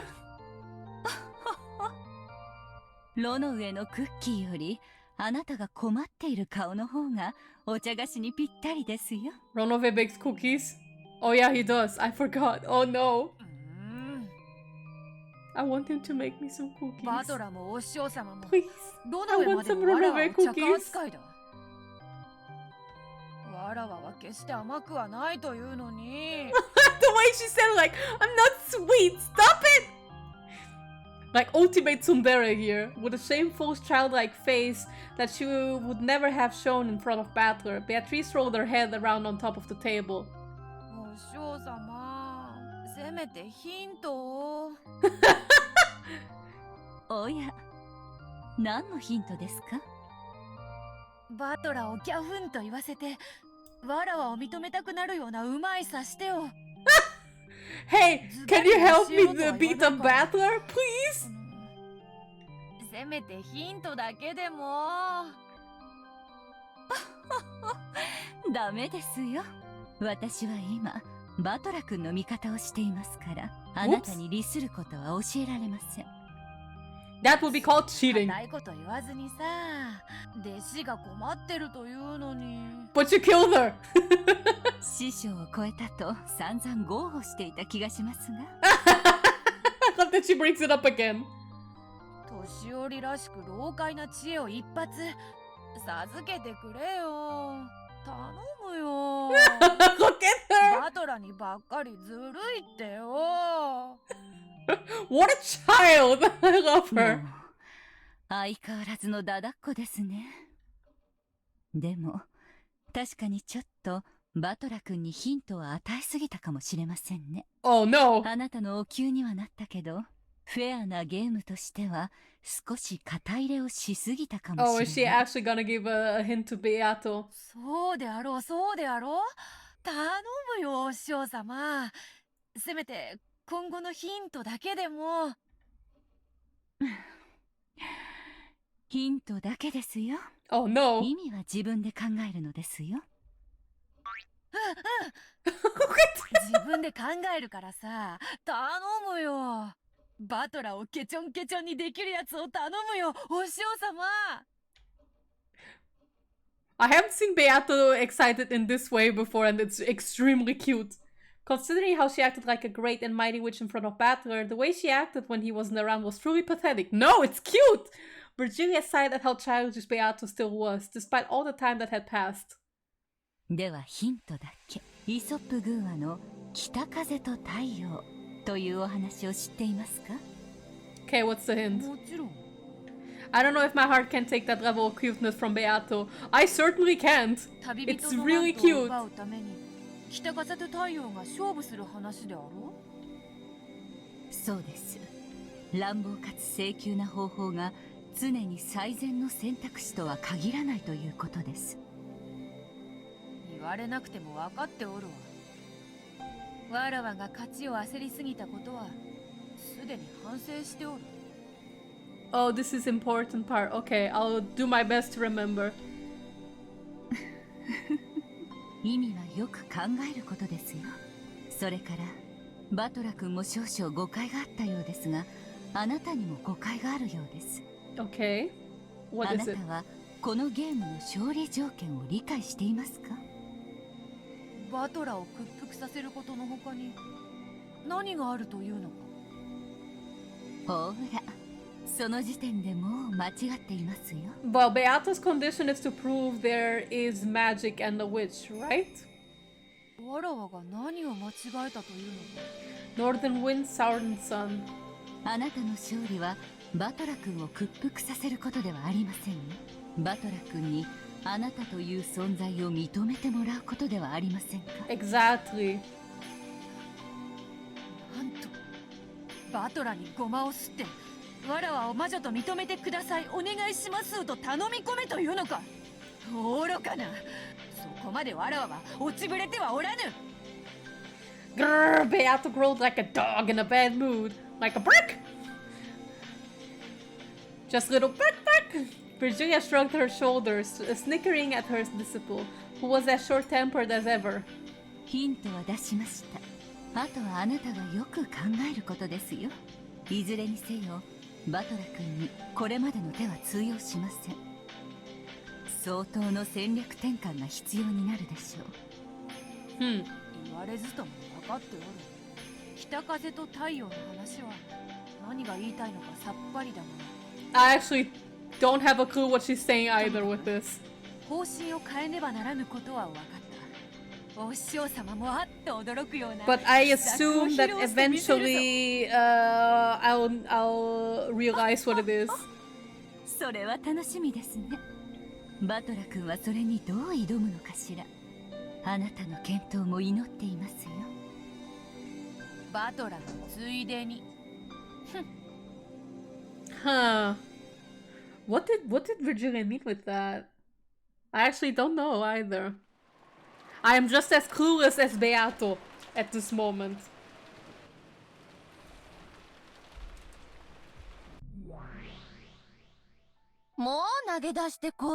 Oh, she's back. そんなに眠いならお布団かぶって眠っちゃえば。 As my mind grew vague and I pretended to fight my drowsiness while sinking deeper and deeper into the sofa, I scolded myself. あんなにもクラウスから当主の座を奪ってやりたいって夢見てきたんでしょ。そのチャンスを私の魔法が与えたのに、あなたはもう放り投げちゃうの？ Yes, apparently. そうは言うけれど、この謎は本当に難解よ。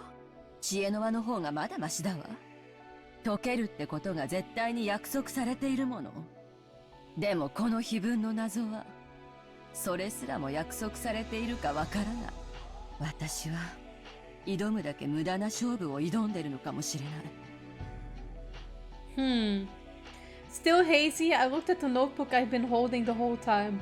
It was open to a page with the epitaph, which I must stared at hard enough to burn holes in it, so on so many hundreds of nights I'd lost count.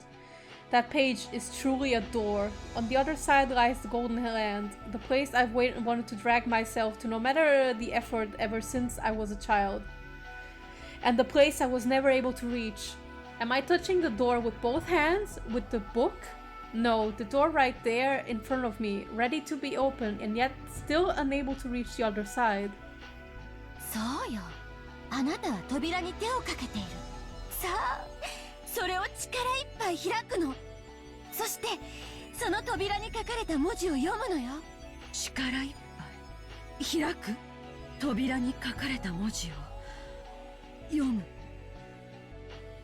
The characters written on the door. Strain your eyes. See through to the thing beyond the epitaph written in the notebook. 懐かしき故郷は私たちの想像をきっと裏切らないわ。お父様が唯一懐かしむ過去は少年時代だけだもの。そうね。なら鮎の川は、それが泳ぐ川は複数あるし、お父様が住んでいた場所のすぐ近くにあったかは怪しい。鮎の生息するどの川が地図上距離的に近いかなんて話になると、急に曖昧になって特定ができなくなる。自分で言ったじゃない。水の流れる川かどうかわからないって。鮎という言葉がそんなにもややこしいなら忘れてしまえば。川で考えるの。A river. 川で。家系図という連想は悪くないわ。その要領で川から連想するものを他にも考えてみて。Let's see. 川じゃなくて It's not a 川じゃ river. なかったら鮎は泳げないのに。ああ。でも鮎が泳げるってことは海までつながってるのかしら。 Okay. 川魚だけど海に出るってうちの人も言ってたし。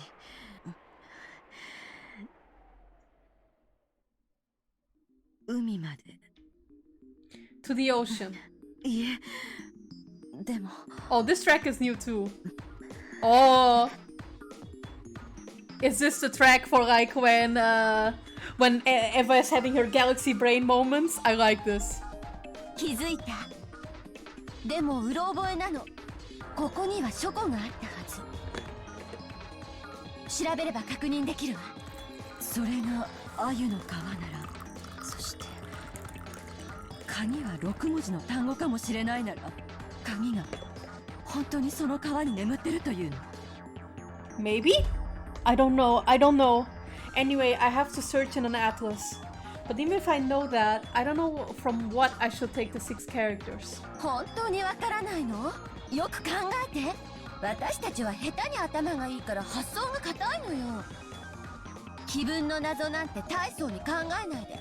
子供の謎だと思って。A child's riddle. 男なんていくつになったって子供なの。What a お父 roast. 様が老境に差し掛かったとしても、心の中の本質的な部分は子供と何も変わらない。お父様への畏怖を捨てるの。 Throw away your awe, マリアが father. 船の中で突然出してくるようなくだらなくて低俗な謎遊びだと思って。謎。 Worthless and infantile. Oh, wow. So basically, don't think of it too deeply, just take it as simple. I'm sure that was, what was it? I'm sure if my memory isn't wrong, that it's probably the case. No, I don't have to rely on my vague memory. I should be able to figure that out immediately by searching the library. 私たちは多分もう答えに気づいてるわ。あとはそれが正しいか調べるだけよ。さあエヴァ、 Let's go, 誰にも Eva! 気づかれないように書庫へ。あそこにはお父様の書斎から溢れ出した硬い本が山積みよ。きっと私たちの疑問に答えてくれる本が見つかるわ。 Let's 急いで。 go! これが生涯で最初で最後の私たちの夢の叶うチャンス。 Let's go, Eva! Hi, my friend. Finally, chapter 3, one of the baddest and best. Hi, RTZ Dot. How you doing? When Nazi tried to lay a blanket over her, Eva suddenly jumped up. ごめんなさい。起こしてしまいましたね。エヴァ、眠いなら無理をしなくていいぞ。お前から休みなさい。ありがとう。ちょっとお化粧室に行って顔を洗ってくるわね。 Oh yes, going to the bathroom, like all the way over to the library, like. 無理をせんと休んだ方がいいで。また体に触るで。本当に大丈夫だってば。すぐ戻るわね。 Eva's like, she's like, quiet, I have to go. I have a galaxy brain moment. After leaving only those words behind, I rapidly left the lobby. The lobby was partitioned off by a door, so as soon as I went into the corridor, they could no longer see me. The library was next to the servant room. Father always owned a vast book collection, but ever since he started to become engrossed with his occult hobby, that collection grew even larger. So the normal books suitable for a normal study had been forced out as his study overflowed. Ah, okay, makes sense. The so-called library was mostly used as a storage room for those normal books. They were all thick, like complete encyclopedias for intellectuals. But that was very convenient for me now that I was investigating something. I entered softly, and just in case, I checked the room with my gun ready, making sure that there were no suspicious people here. Oh, so Eva has a gun too! Then I locked it from the inside. I actually wasn't thinking that the murderer might be hiding somewhere. What scared me was the thought of one of my siblings might hear what I was investigating. My heart had started racing before I realized it. I was half asleep just a moment ago, so I didn't realize how significant this thing I noticed was. But as I gradually became aware, my heart started to feel like it was about to explode. これ、他の兄弟たちは誰も気づいてないのかしら。I don't think they have. クラウスとルドルフは気づかないと思うわ。でもキリエはわからない。 Yeah, Kirie is pretty あい smart. つおかしな勘が鋭いわ。あとはローザもわからない。 I think Rosa is way smarter than she gives herself credit for. Like, for when she talks to Eva. No! 昔から呆れるくらいにね。 You think so. そう？ But according to episode 2, we did see that she's actually pretty smart. あなたにグドンと思い込ませて不必要な恨みを買わない程度には賢いと思ってる。あった。これになら載ってるかしら。 I pulled the book out and flipped through the pages. これ。鮎の皮？なるほど。鮎の皮とはそういう意味なのね。もたもたしないでさらに調べて。分かってる。川を下ればやがて里あり。里って町や村って意味。人口密集地だもの。そんなのいくらでもあるわよ。どうして思考を停止するの？嫌ならやめちゃえば？後ろ宮家の当主はキリエに譲っちゃえば？ If only you just hand the Ushiromiya headship over to Kirie. Oh no. 私が当主になるの。これがその最初で最後のチャンスなのよ。里って何？里ってどういう意味？この川を下ると里なんてあるの？ Oh, did she realize? その里にて二人が口にし岸を探れ。岸を？分かってる？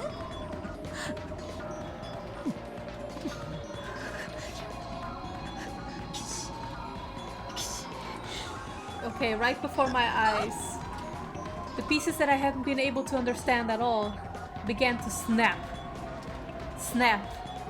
into place all by themselves. I couldn't even remember to close my open mouth. My throat grew completely dry. Is it really okay for this to be the answer? Really? Really? What is the answer? But this isn't 6 characters at all. これは全然6文字じゃないわ。 Young Eva greater than Eva. I haven't seen enough of Young Eva yet, but they are both cool. I like them. これが答えに間違いないって断言できるけど、これは全然6文字に満たない。まだ思考停止。 But she is kinda smarter from what it looks like. I mean, they're both smart. 思いつかないなら調べなさい。 But she is more determined, that's what I will say. きっと答えはある。それを疑ってはダメ。それが信じられないなら、とっとと泣き寝入りでもして、へそでもかって死んじゃえば。 Oh, that's her. Is that her like her motto? Just something something and die.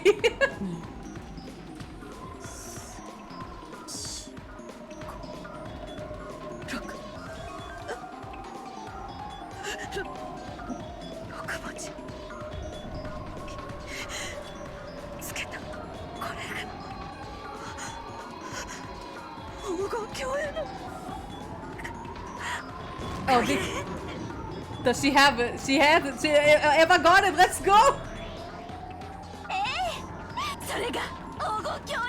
Oh shit. 私たちの子供の頃からの夢への鍵。その鍵を刺す鍵穴はあそこしかない。 That 生 place. 贄に捧げるのはきっとあれ。もうわかるよね。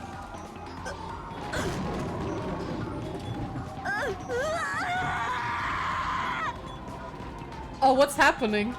Eva isn't okay. It doesn't seem to be okay. I love how young Eva talks when she says "Va." Yes. She's very confident. And pretty headstrong from what it looks like. Okay, what is it? I'm scared. こっちへ回れってこいつらが私をこっちへ回れと誘ってるもの。 Oh, my heart leapt. Because there, gaping wide, was an open mouth in the eerie darkness. 何よこれ。何なのよこれ。When I strained my eyes peering into the darkness, I saw something that looked like a light switch. In addition, there was a switch with open and close written on it. Oh? When I resolutely pushed the switch, rough lights like you'd find in a coal mine turned on sporadically, making a staircase that stretched underground come hazily into view. Eerily enough, it looked even more gloomy with the lights turned on. Near the light switch was that open and close switch. It would probably open or close this, but if the open part happened to be broken, it might be shut away in this I might be shut away in this creepy underground area for all eternity. So for the time being, I didn't touch that switch. And as I readied my gun again, I slowly went down the stairs. Man, that's a very long toilet trip that she's going to explain to the others. The ceiling was very high, so it didn't feel cramped. On the contrary, it felt as though a cool breeze was blowing upwards, and that creepiness seemed to form a sort of aura. As I readied my gun and carefully stared forwards, I descended the stairs. The walls, the stairs, the light, all of them were very old-fashioned. It was easy to suspect that this had been built back when the mansion had been constructed on this island. There were cracks in the ceiling, and water clung to the walls, constantly dripping down. That water fell into a gutter that had been set up alongside the stairs and quickly and silently followed into the underground darkness, as though it was telling me to go faster. The staircase kept turning back on itself. I don't know how far down I've gone, but I think it's much deeper than one floor. Oh? Eventually a rough metal door showed itself, and there, characters had been written in a dark red paint. They had probably been written a long time ago. On the 10th twilight at Journey's End, you shall attain to the power of the Golden Land's treasure once and for the last time. My heart, which was already about to explode, jumped about even more as soon as I recognized those deep red characters. There's no mistake. This is the last stop. Father's Golden Land. Uh-oh! I calmed my throbbing heart, somehow regained my composure, and readied my gun again. But since, in the end, I couldn't open the door with my gun held in both hands, I lowered the gun, carefully hid my breathing, and opened the door. Oh shit! Oh fuck! Oh fuck! What's happening? Oh? My first impression when I saw the room was that it might be linked to one of the rooms in the mansion. That's right, it had exactly the same atmosphere about it as the sealed VIP room on the second floor. But this was underground, so there were no windows. There was only the sullen light of a grand chandelier. But even though it was dimly lit by the faint twilight, the quality of the interior was more than enough to take your breath away. Oh my god, that's a golden room! A bed with a canopy, and a rocking chair that looked like it would be comfortable to sit in. An extravagant sofa and a carpet. The room was like a dream every girl yearns for at least once. And yet, since it was an underground hidden room with no windows, felt more like the hidden house of a witch. I never swallowed the legend of Beatrice, Witch of the Forest. However, after being shown this room, it certainly became hard to doubt that she actually had existed, and had lived in this room. Oh my god, Eva did it!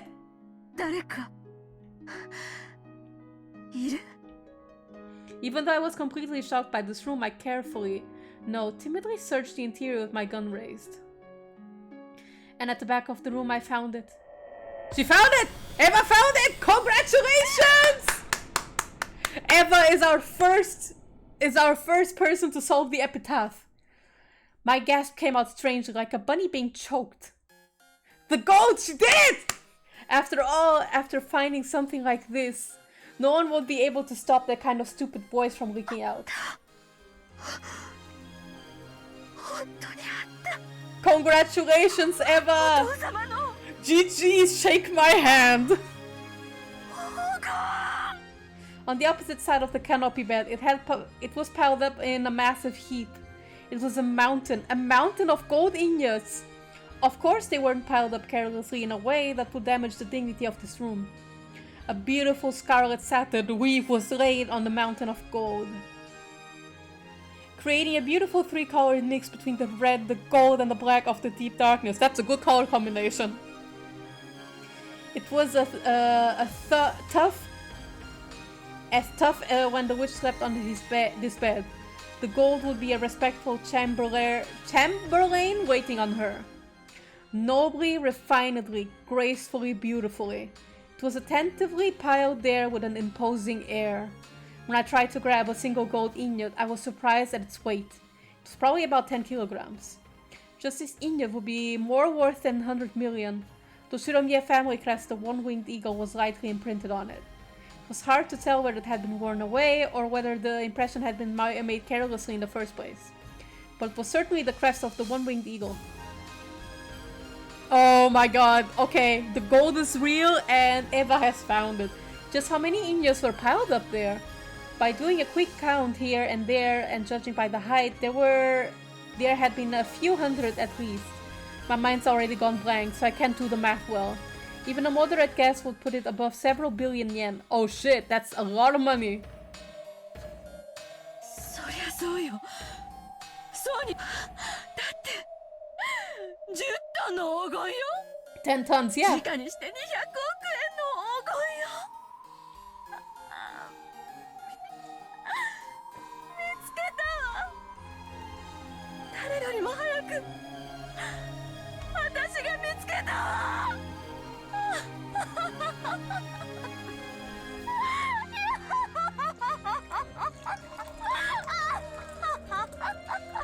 Oh, she's very overjoyed. Oh man, Eva is having the time of her life. In front of the mountain of gold, I spread my arms and looked up at the ceiling. A laugh without a trace of dignity flowed out from my entire body. I had no intention of laughing in a weird way, but I couldn't hold back the happy feeling that was flowing through me. My older brother probably wouldn't accept his loss just because I found this gold, but from now on there would be no change in the fact that I had been the one to find it. To seal away the headship of the family, some more subtle bargaining would probably still be required. But after everything I've gone through until now, that's a completely trivial problem. Even if I lose out on the Shiromiya family headship, I already have 20 billion yen worth of gold.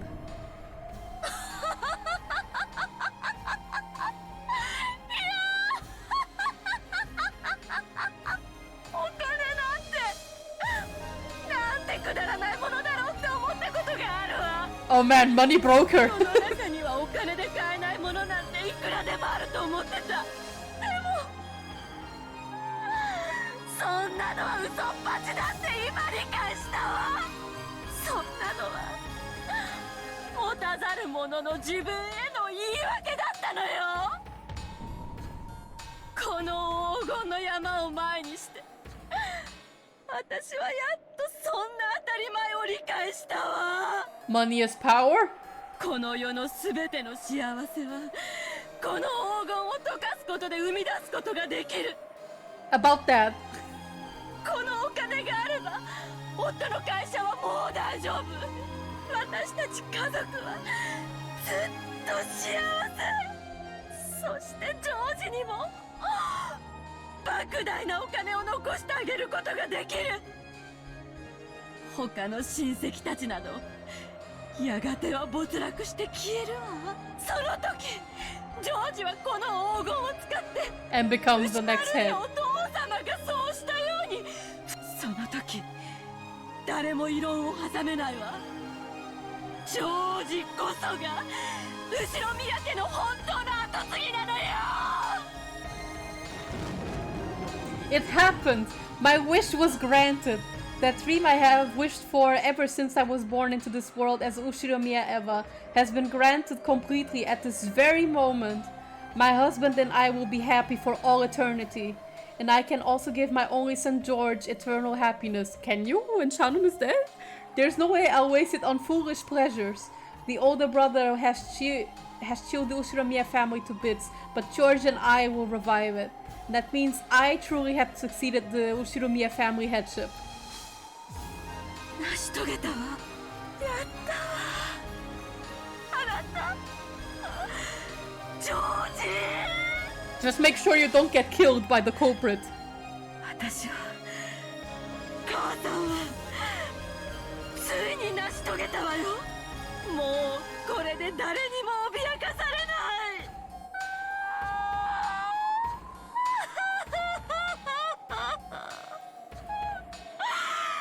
あ Oh man,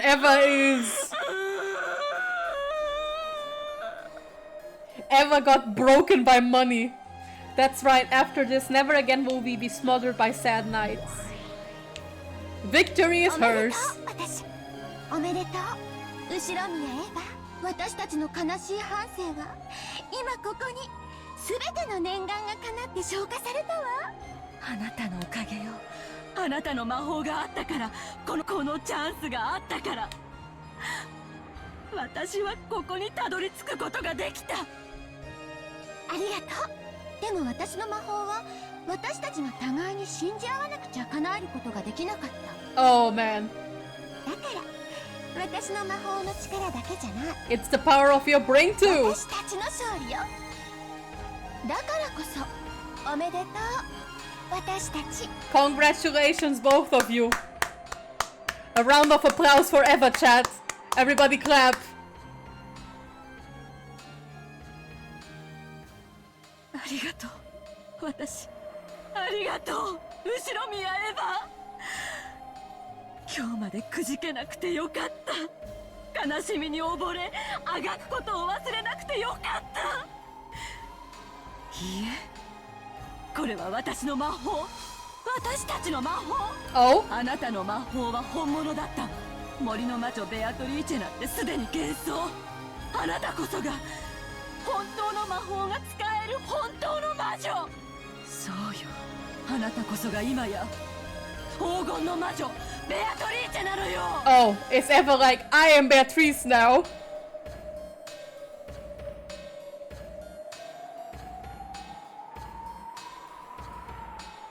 Oh man. Oh man, what a spectacular resolution to Eva finding the gold. Now the question is Eva going to survive until the end of this chapter? Because that's a big question. Eva decided to leave for the time being, of course. When she climbed the stairs again, trying to leave the secret place, she saw a creepy, swaying human shadow blocking her path, and her dreamlike state was blown away. Oh, who is it? For an instant, she believed that the true master of this room, the real Beatrice, had appeared. It seemed that the other person was also holding a gun. Oh shit! The two of them were pointing guns at each other. And eventually they each realized who the other was. Rosa! Rosa! Rosa did it! 姉さん。 Oops! こんなところで何をしているの？ Uh-oh. お互い様よ。あなたこそこんなところへ何のご用？姉さんにヒントをあげるんじゃなかったわ。Rosa solved the riddle too. そうだったの。 Let's go! Woman ここにたど power! り着いたのは All the women are solving the 私が riddles 一番 here. だった残念よ。 It seemed that Rosa knew where the staircase went. And what was waiting ahead of her. Oh well. 言うわね。私より遅くたどり着いたくせに。鮎の皮に悩みすぎたわ。鮎なんて大した意味ないじゃない。そんなことないわよ。立派なヒントだったじゃない。まあ確かに鮎である必要はなかったかも。でも鮎が海に出る魚だと聞いて、私はそれで気づいたの。 Okay. この奥には何が？自分の目で確かめたら、あなたの想像をきっと裏切らないわ。 Oh, is she gonna kill Rosa? 怯えないで姉さん。私はもともと当主が誰になるかなんて興味ない。後宮の席だって興味ないしね。本音を言うと自分が当主になるんだってずっと威張り散らしてたクラウス兄さんから姉さんがその座を奪うなら帰ってこ。本気で言ってるの？もちろんよ。私は後宮兄弟のはぐれ者。仮に私が当主跡継ぎだとお父様に指名されたとしても、それを兄さんたちが認めてくれるわけもない。 Probably. そこまで甘い夢は見てないつもりよ。I mean, she did get beaten by all of her siblings, including her dad. That's... yeah. 姉さんの勝利の証を。私は兄弟で取り決めした正当な取り分さえもらえれば、むしろ姉さんがこのゲームの正当な勝利者だと積極的に認めるつもりよ。Basically, give me money. Give me my part of the money and then we're good. この黄金はローザの独り占めになっちゃうわね。それは同じよ。姉さんが私を撃てば、この黄金は姉さんの独り占め。For a tense moment, the sisters pointed their guns at each other. Eventually, after they seized up the glint in the other's eyes, they lowered their guns. Eva removed her finger from the trigger and held the gun upside down. It was a position that she couldn't quickly shoot from. When she saw that, Rosa held hers the same way. Alright. The ladies are not gonna kill each other yet.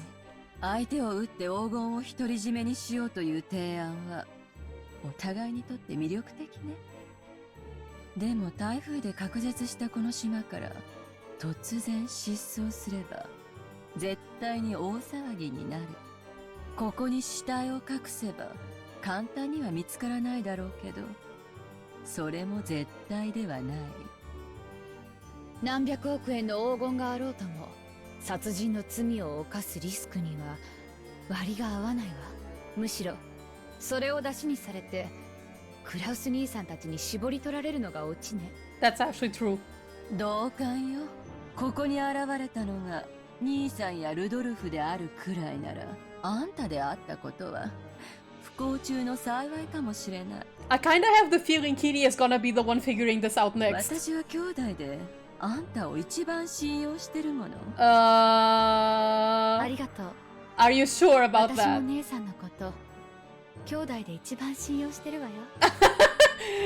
I'm pretty sure they're both lying through their teeth. 私も黄金が見たいわ。見る？私ももう一度見たくなったわ。この目で見たにもかかわらず、まだ現実感が湧かないの。あなたと一緒に見て、確かに存在することをもう一度確かめないと、霧になって黄金が消えてしまいそうな気がするわ。I'm low-key scared that one of them is going to die right here, right now, after all. And I think they both know each other is lying quite the stand-up. Yeah, that's the thing. That's why I'm so nervous. Eva started descending the stair once more. However, she didn't carelessly expose her back to Rosa. Even though at a glance it looked like Rosa had lowered her guard, she definitely didn't show any signs of carelessness.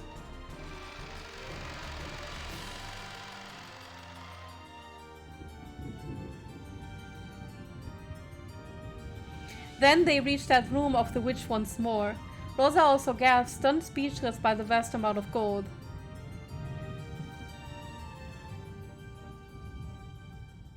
Ah man.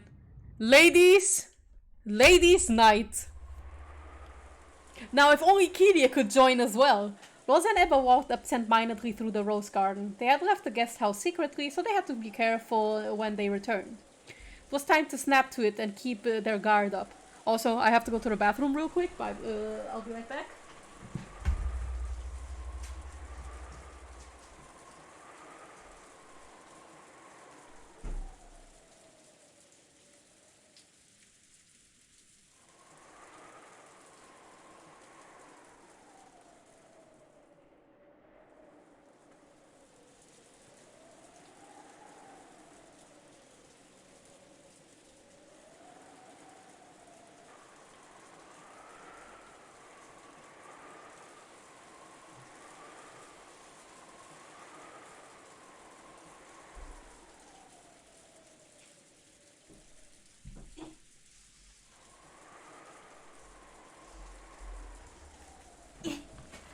Alright, I'm back. There we go. It was time to snap to it and keep their guard up. おめでとう、姉さん。ありがとう。姉さんが決めたのよね。後宮家当主跡継ぎの肩書きに5割って。ここで聞いてくるとはね。今やそれはクラウス兄さんのことではない。ナイス。だから姉さんの取り分が5割とその4分の1で125億。That's a hefty sum, すごい isn't 取り分 it? じゃない。私は25億で満足よ。ルドルフ兄さんだって文句は言わないわ。文句を言うのはクラウス兄さんだけでしょうね。Probably. そうね。何しろ六軒島の実質的管理者は兄さんだもの。そしてその敷地内に黄金があった以上、第一発見者が私でもうまくことを運ばないとややこしいことになりそうよ。ならないわよ。そこまでをも想定して私たちは昨べ散々議論を尽くしたんじゃない。果たしてそううまくいくかしらね。I'm pretty sure Klaus will try to pull 興 something. 奮は冷めてるわよ。ここからの調整の方がむしろ問題ね。それは新しき後宮家当主の問題ね。姉さんが楽しむべき問題よ。私には関係ないわ。The way Rosa is being passive aggressive, damn. Like she's saying, "Oh, that's a you problem. You solve it." 言うわね。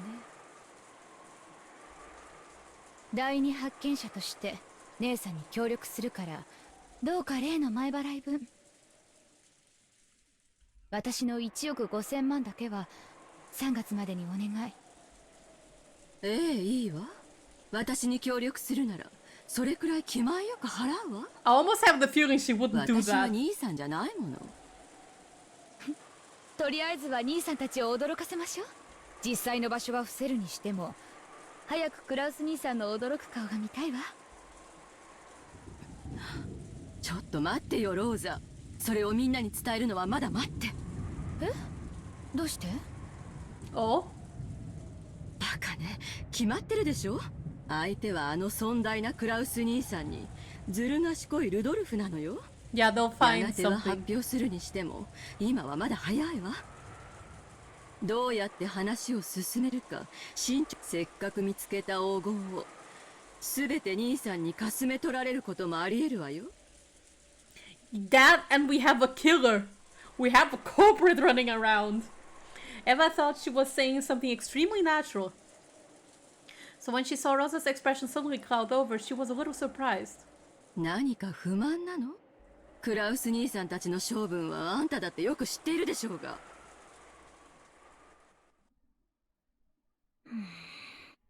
姉さん、それはルール違反よ。Against the rules? 何の話よ。私たちは誰が黄金を見つけてもすぐに報告するというルールになっていたはずよ。Oops. それを渋ればルールの根底が崩れて後で何かの火種になるかもしれないわ。クラウス兄さんが狡猾であるならばあるほどそのルール違反は後でこじれるわ。バカ言わないで。ここは兄さんの島なのよ。そしてさっきの黄金はキャッシュじゃない。10トンもの莫大な換金物の山なのよ。運び出して現金化するには相当の手間をかけるわ。そしてそれはこの島を実効支配している兄さんにあらゆる面で有利に働くわ。そんなこともわからないのあんたは。そういう腹の探り合い私は好きじゃないの。私は自分の取り分の25億をはっきり確定させたいだけ。もちろん姉さんが私に現金25億を今すぐ渡してくれるなら、あとは姉さんがどう交渉しようと勝手よ。Oh, damn. でも私の取り分が手元に入るまでは私は兄弟のルールを遵守するわ。 Rich people are fighting. 何を甘いことを。あんた兄さんのずる賢さを何も分かってない。It wasn't that Rosa didn't understand the craftiness of her older siblings. In that sense, Rosa more or less understood why Eva was being so cautious. But in her heart, oh, I have a little glitch. But in her heart, she couldn't clear away her suspicion that Eva wanted to keep all the gold to herself. Because she knew that Eva was at least as crafty as the other siblings. In other words, Rosa wanted to put a stop to any chance Eva had to keep the gold all to herself by quickly informing the siblings of the gold's discovery. So who's gonna get the money first? That's a good question. ローザ、悪いけど今だけは私の言うことを聞きなさい。言うことを聞かないと1億5000万は用意できないってこと？そういう言い方をしているつもりはないわ。でもあなたが本当にそのお金を必要としているなら私に協力した方が現実的よ。Okay. 兄さんたちに話せばその当然の取り分すらもなくなってしまうかもしれない。それは嫌でしょ。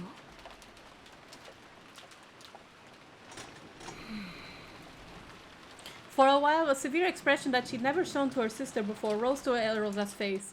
There wasn't even a trace of her restraint as a younger sister. There was just ruthlessness. No, the seriousness of a single human arguing about a vast sum of health. She has been reduced to a rich person. TM. Eva made light of it, chuckling. やれやれ。物騒な殺人事件が起こったばかりで、その犯人がまだ島の中にいるかもしれない。こんなところで立ち話なんて。私たちもつくづく不用心ね。Yeah, that's a big worry. どうせ使用人たちの茶番でしょ。この島で殺人事件なんてもともと起こってないのよ。Okay. あら、やっぱりそう思う？6人の死亡状況ではっきり説明がつくわ。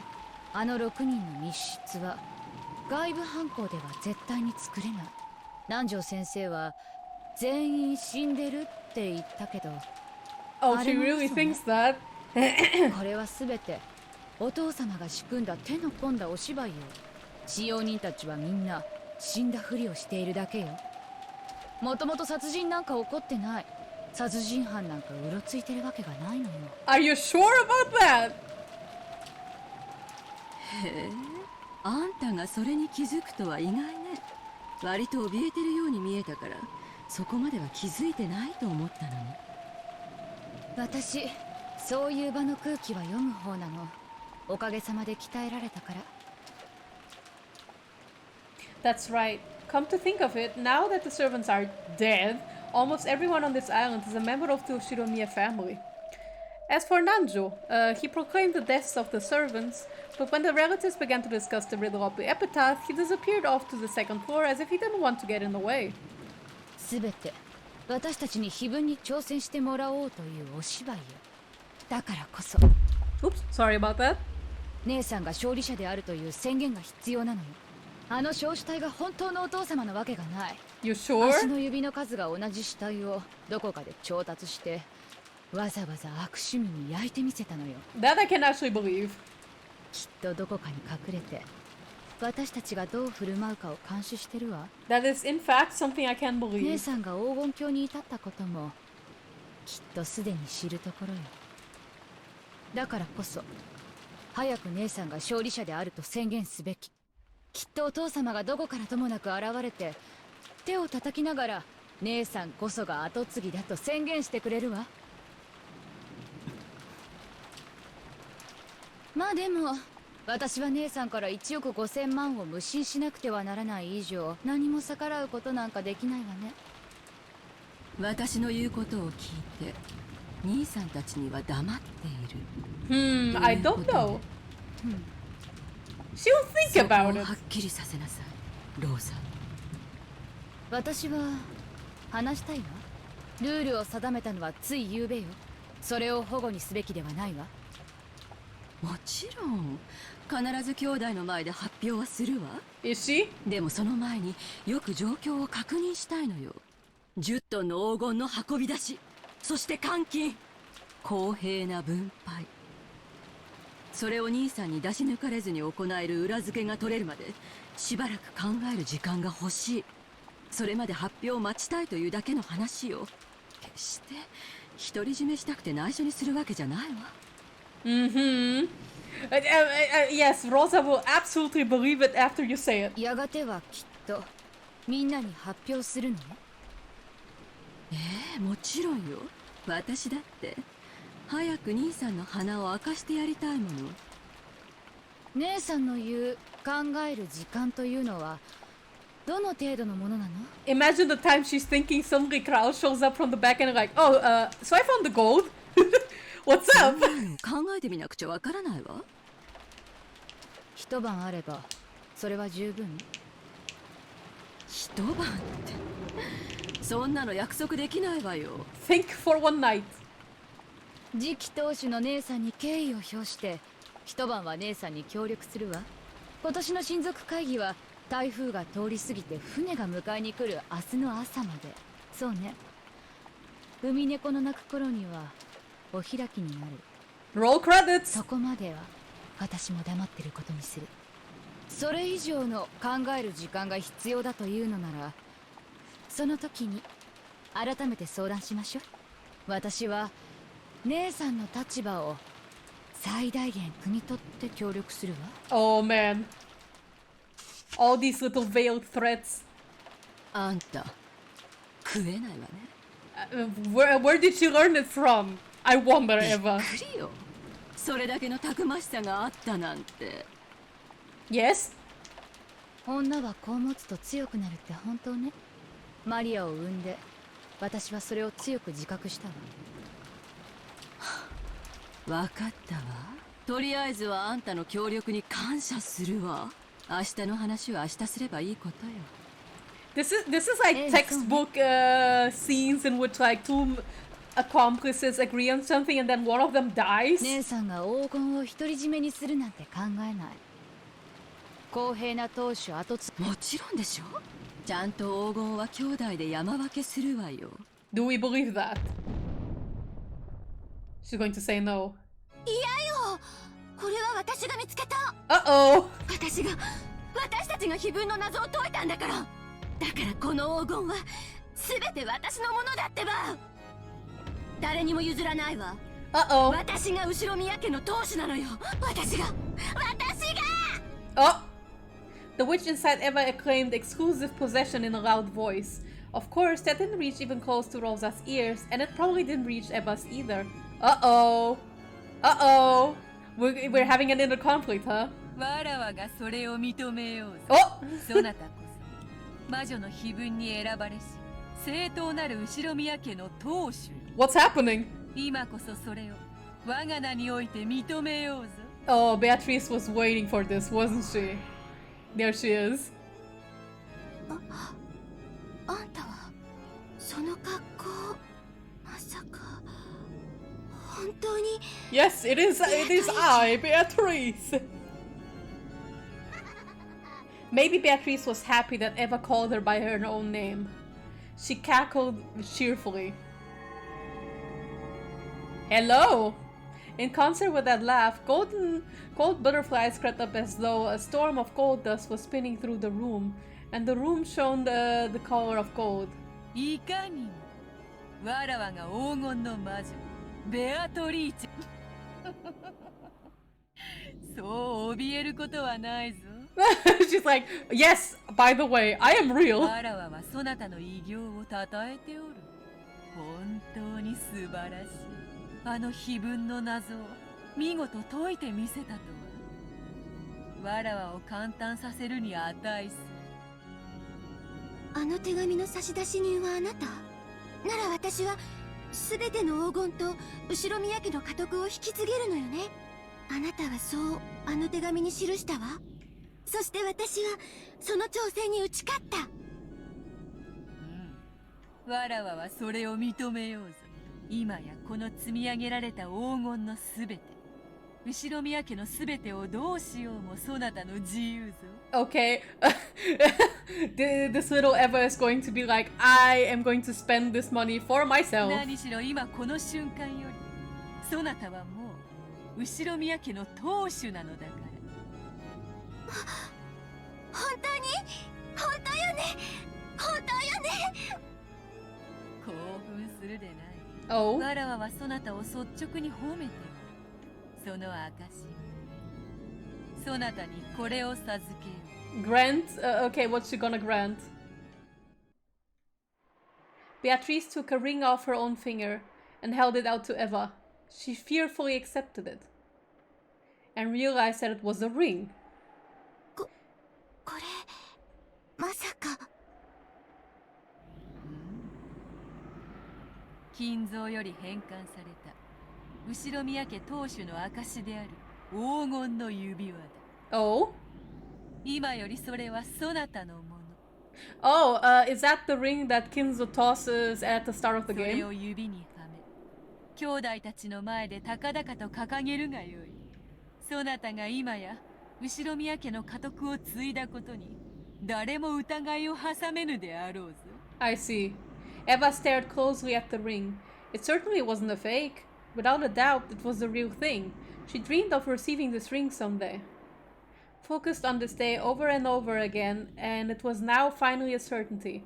This ring had now designated her as the head, and had been handed over to her.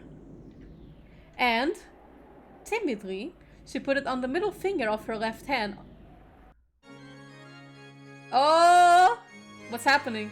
In that instant, she felt a deep emotion welling up inside her that she'd never felt before. Her mind went blank. Both eyes were opened. That ring was on her finger. Not in a dream, but in reality. Oh, congrats. 指に通すことを夢見ていたそなたのもとへ行くことができたのだから。指輪、お父様の指輪。Congratulations again. そのようにして自らの指に通すことを、その思いの強さがそなたの魔法に通じ、それを実現させたのだ。そなたは今や立派な魔女を名乗る資格があろうぞ。あなたは A 何者 great なの？ witch? 本当にベアトリーチェなの？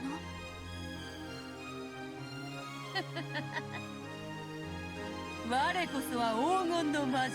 Ah, yes. ベアトリーチェ。 This is how my art canvases look like. Character and white background. 金蔵との契約に従い、そなたに今こそ全てを受け継ごうぞ。Oh? 金蔵に託した全ての黄金、そしてそれにより築き上げた全ての財産。Everything is yours now. 後宮家の家督と名誉、そして我が力と無限の魔女の称号をそなたに引き継ごう。 Wait, what? Oh, is this something? Okay.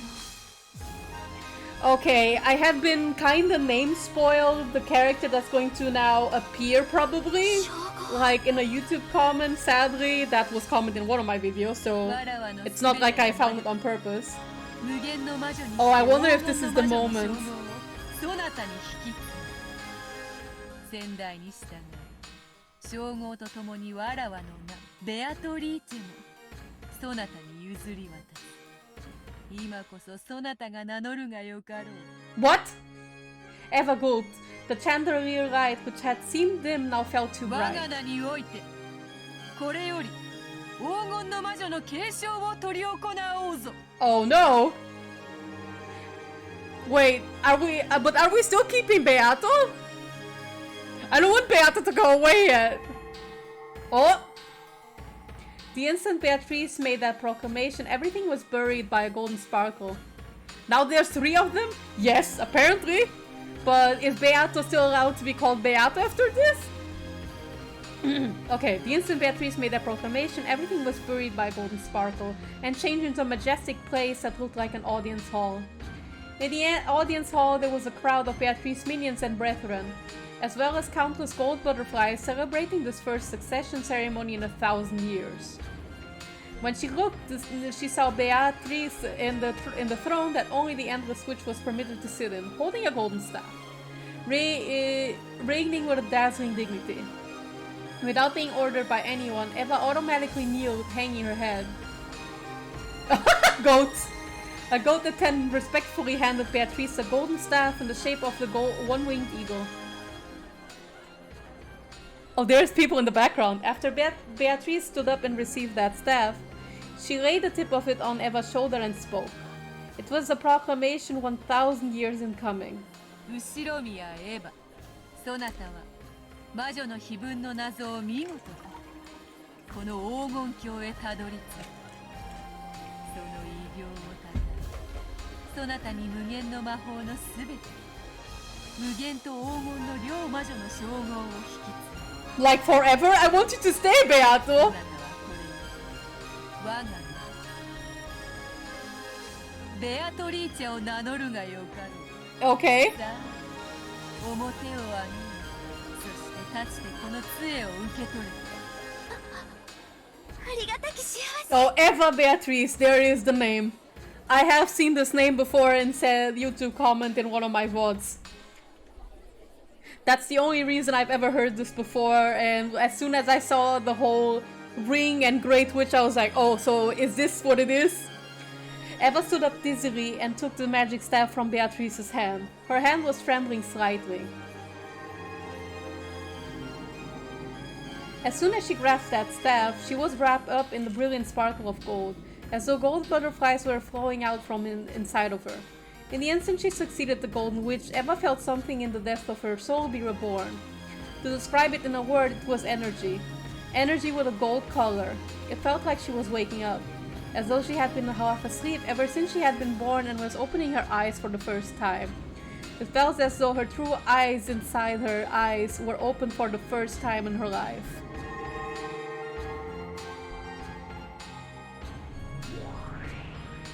Oh, she got a new outfit! Let's go!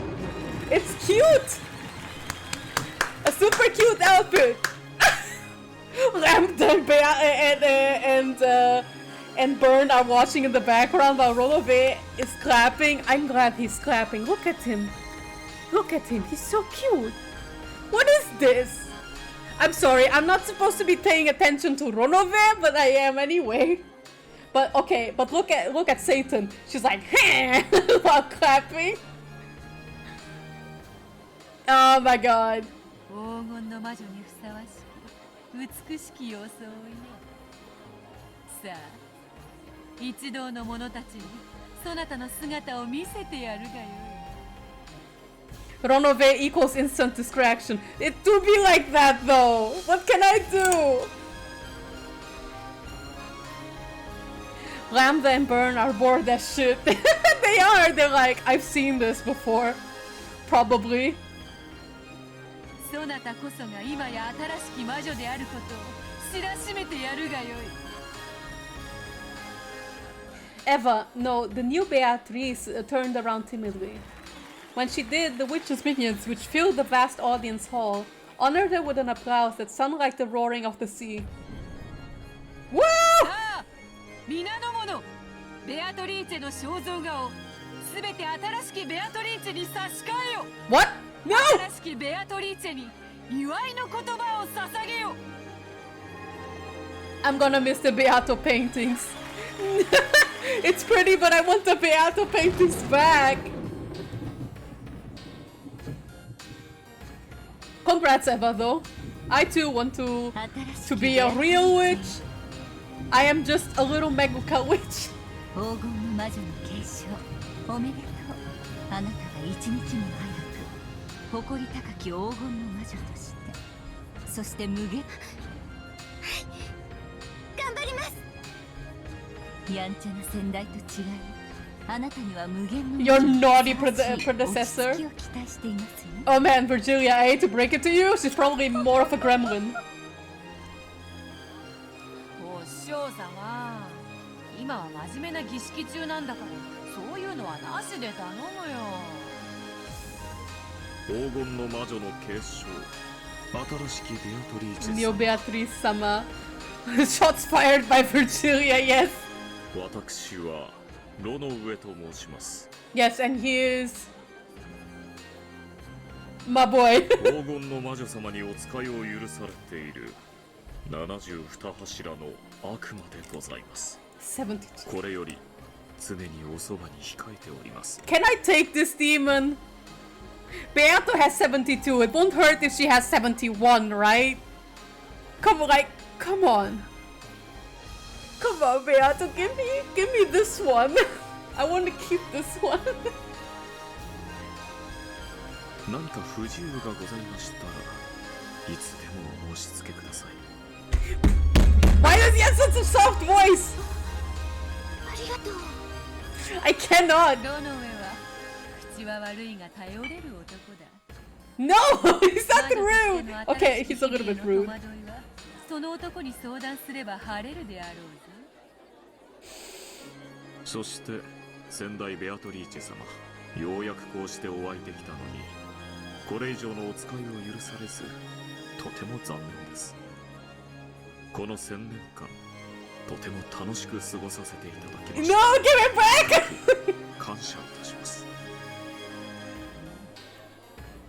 そなたとの How could 1,000 years of Ronove ever be boring? Of course they were entertaining. はい、先代ベアトリーチェ様の最後のご命令、このロノンでしかと聞き届けました。感謝しなさいよ。あんたの魔女継承の推薦人にサインしてあげたんだからね。Thanks, Lambda. 私がサインしなかったらあんたは魔女になれなかったってわけ。 Thank you very much. 少しは感謝なさいよね。こちらは絶対の魔女ラムダ・デルタ卿。そなたの無限の魔女継承には元老院の魔女の推薦が必要な。 From the whole Senate? ラムダ・デルタ卿はそなたを推薦され後見人となってくださった。ちょっとベアとこの子感謝が足りないわ。なんか推薦やめる。推薦人は子供の使いじゃないでしょう。サインしたならきっちり責任取りなさいよ。 Well, she's basically like, suck it up, Lambda. 絶対の魔女でもあらぬ絶対の魔女だ。運命を強固にする絶対の運命を好まれる。 Oh, where have I heard these strategies before? I'm so とても気に入り高く評価してくだされた。まあ不遇の少女時代と報われない努力にね。ちょっとだけ同情しただけなんだから。 Oh my god. 別にかわいそうだからとか思ったわけじゃないわよ。うぬぼれないでよね。 Oh man. つーんだ。She's such a little gremlin. I like her. まあ奇跡というよりは偶然ね。私が推薦するには値し。Burn is like, yeah, whatever, I don't care. Just another one with frills. I don't care. We just got a new witch a few months ago that won't stop salivating over Ronove. I don't care. So long you don't salivate all over this room as well as that other one. So be it. No, Lambda's best totally original character, not connected to anyone at all. Same with Burn. Oh yeah, totally. 1000年ぶりの珍しいイベントだから来ただけ。美味しいお酒も出るそうだし。Sake. Oh, where? These references. 新しきベアトリーチェ様。Oh my god. ぜひ私たちにもご挨拶させてください。どうもはじめまして。 I like how Eva is suddenly all overwhelmed, like, oh my god! The 7 sisters of Purgatory were gathered in a line. The eldest sister, Lucifer, took a step forward and kneeled. こやつらはわらわに使いし神と継承祝いにそなたに使わせる。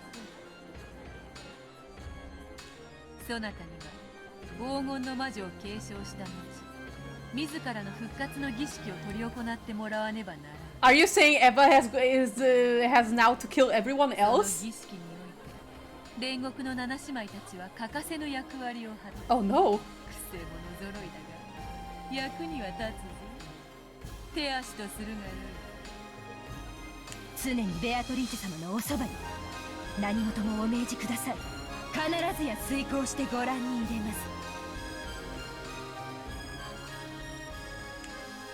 Oh man, now Eva is going to be the one who kills everybody.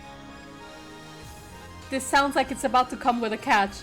It does sound like it. Even after that, many nobles and minions visited and offered words of congratulations for her new witch. As she responded to them confusedly, she felt as though she was glowing lightheaded due to the lack of oxygen. She couldn't tell if this was something real or unreal, but there was just one thing she could understand. A feeling of achievement at being permitted to call herself the Golden Witch. That alone was a truth that she could definitely understand.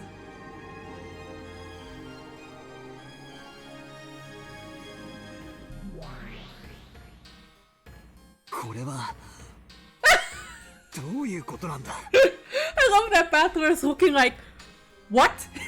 もちろん鵜呑みにするつもりはねえが、一体どういう意味なんだ? Like, imagine that gif of the guy who blinks super confusedly. That's Battler looking at all of this like.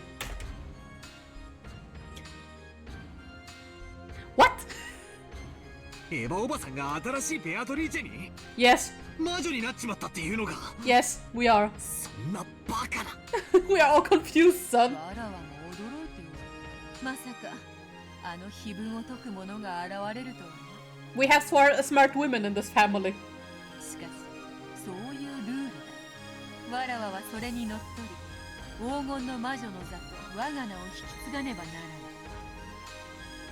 ない。驚かれるには値しますまい。お嬢様はもとよりそういうルールを手紙に記されて公示されております。エヴァ様がそれを最初に成し遂げた、それだけのことでございます。ワルギリア、いるか She's like, huh? What? はい、おりますとも。この茶番が意味するところは何だ She's like, I don't 昔の know. 魔女たちが次々と現れる描写はあいつのざれ言だとしても、これじゃまるでエヴァおばさんが魔女になっちまったみたいじゃないか。落ち着いて。黄金の魔女という称号が継承され、あるいは以後自称するだけに過ぎません。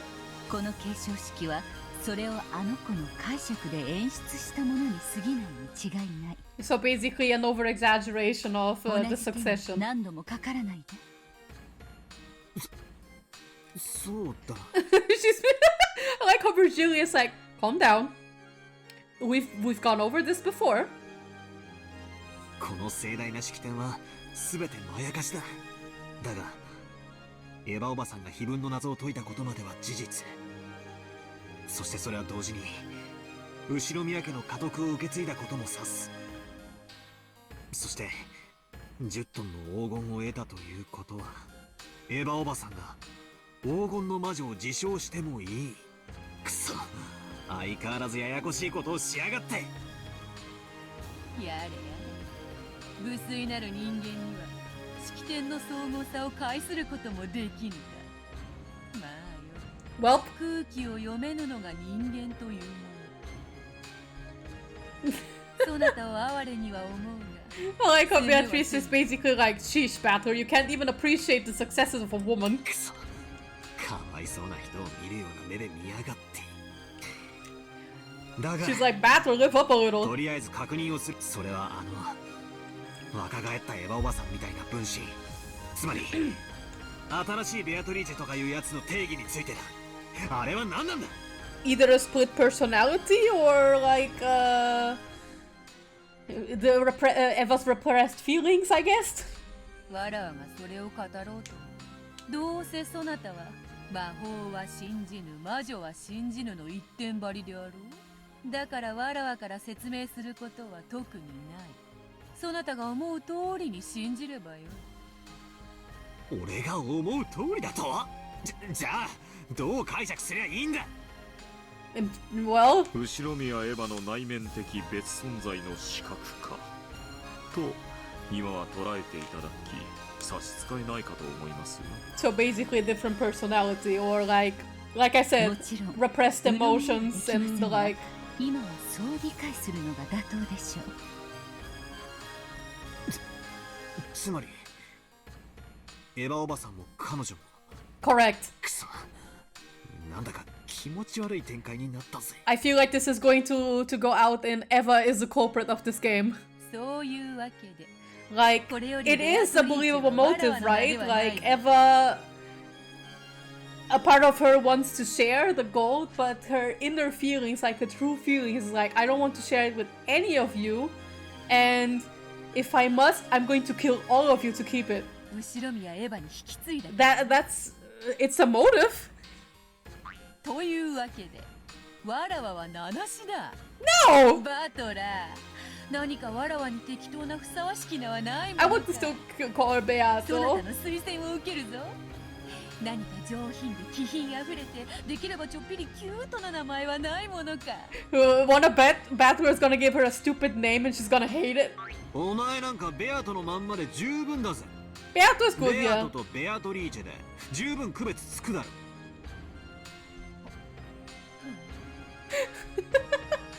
Oh shit, that sounds rather possible. Yeah, for me it does at least. It's often, very often, a motive in rich rich related murders, but maybe there's a catch to it. 違和感はないが、なぜだかつまらん。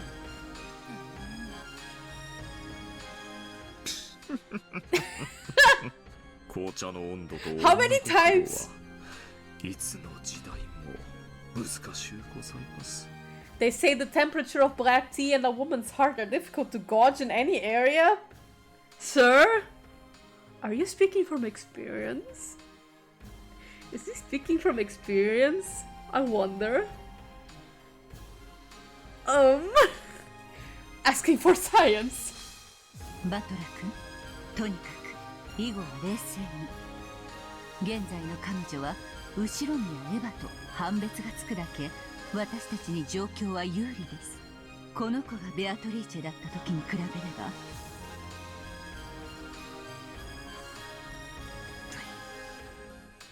だからこそかえって気に入らねえんだがな。何を考えてるんだベアトのやつめ。 Wait, I have to go to the bathroom again?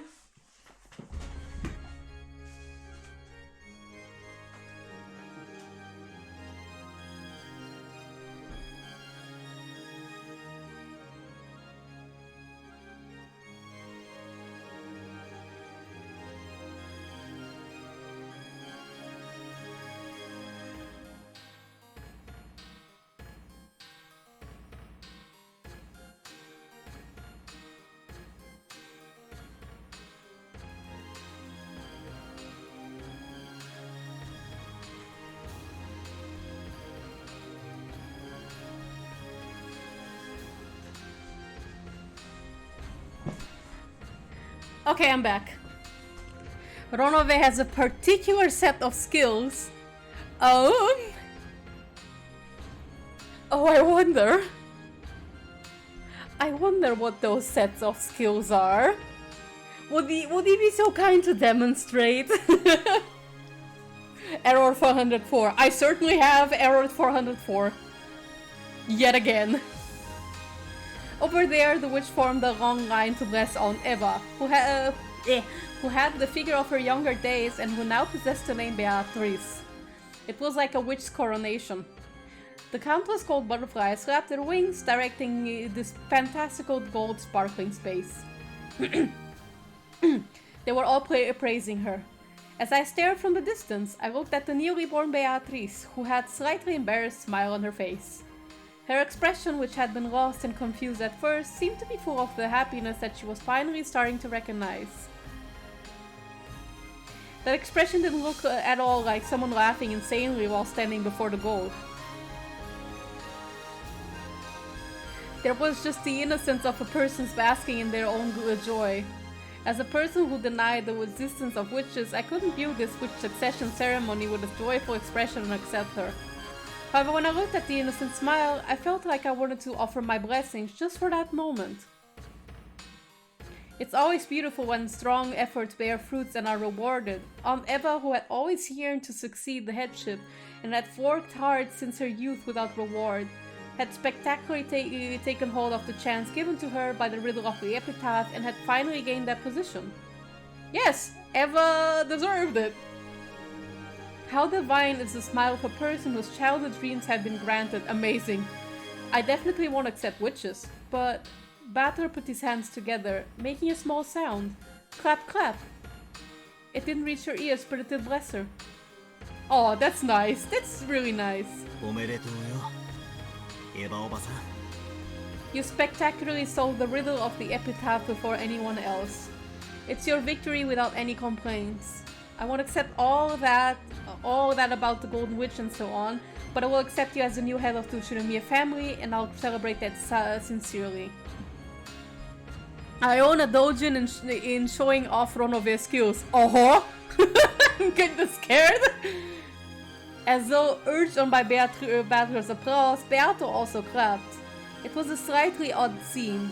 Batter and Beato, who opposed each other, were standing side by side and applauding the same person.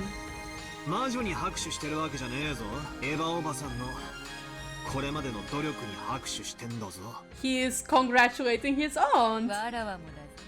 あの碑文を見事に解いたエヴァに対し率直に祝福の拍手を送っておる。お前と一緒に拍手してるってのが気に入らねえが、ま、今は気にしねえことにするぜ。Oh, they're sharing a moment. お前と一緒に拍手してもバチは当たらねえか。たまにはオツであるな。しかし拍手って楽しいな。Oh, they're having fun. わらわではなくエヴァであるというのに、なぜかこっちまで嬉しくなってきおるわ。That's really cute. 祝福するってことは、その喜びを共感する、共有するって意味だからな。なるほど。ではこのわけもなく嬉しい気持ちはそなたとも共有できているというわけか。互いを屈服させようとする敵同士でありながら、これはキーな体験よ。 Beato, we call this the first few steps to the trope called enemies to lovers or enemies to friends. 今だけは休戦で手を叩こうじゃねえか。 Step 1 complete. Beato laughed impishly, playing around and applauding even louder, as though eagerly trying not to lose to Beato as she clapped. Beato went along with her and clapped even louder. Oh, look at them! When he did, as though some ceremony had ended, everyone applauded and highly praised the reborn Beatrice. It was just as though Beato's and Beato's applause had been the final thing needed for her succession.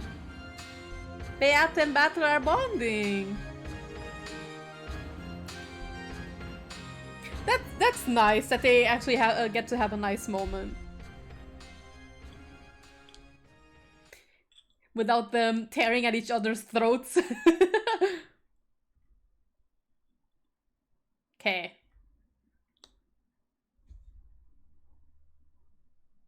No. There we go. What's the time? It's late. In the game, I mean.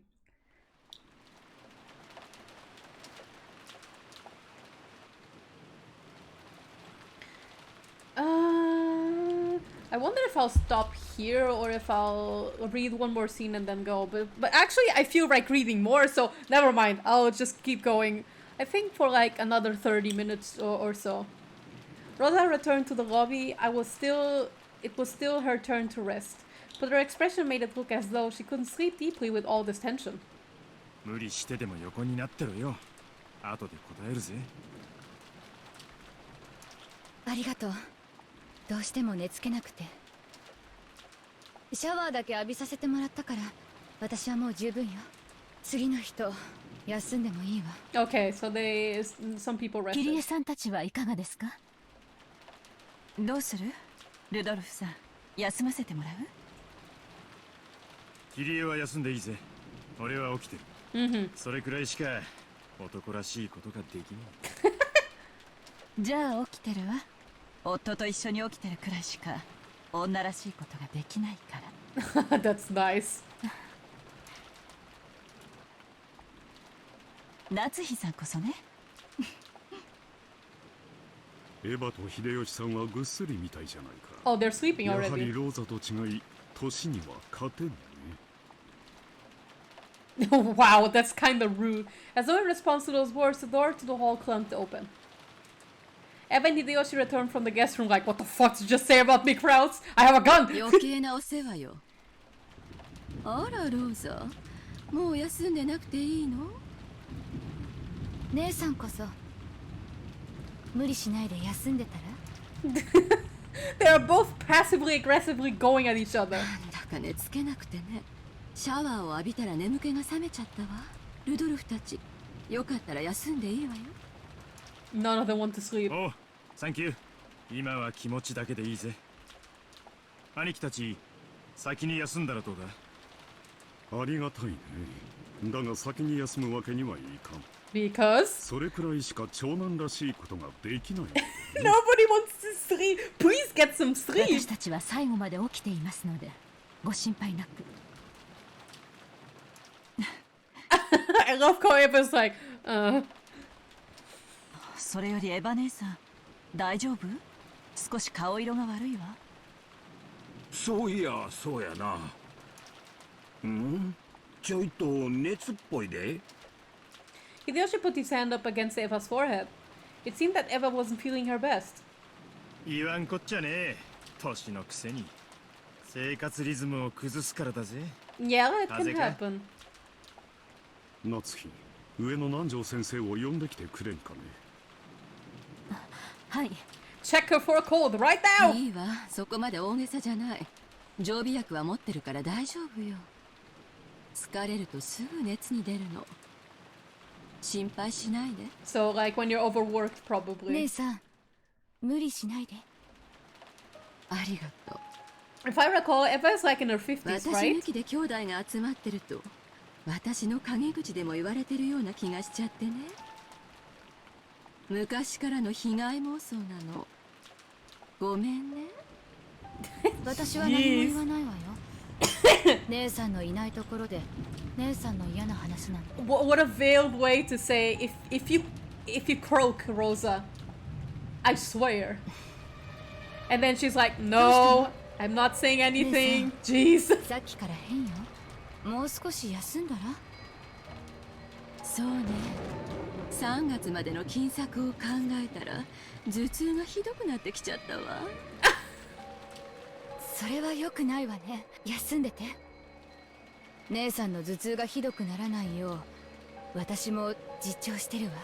私だって頭痛さっきから辛いし。ありがとう。じゃあ私お言葉に甘えてもう少し休ませてもらうわね。どうしたんやエヴァ、急にへそ曲げて。すまんな、わしらもうちょい休ませてもらうわ。すまんな、すまんな。After apologizing several times as though praying, Hideyoshi followed Eva out of the lobby.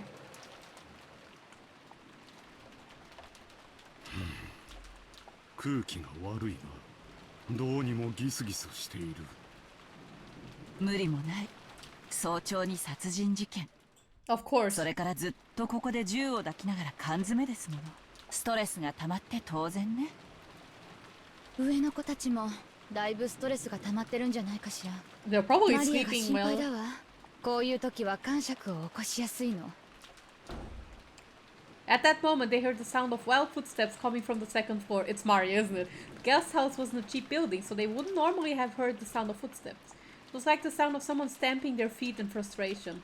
And an instant later, accompanied what would seem to be the sound of her running out into the second floor hallway.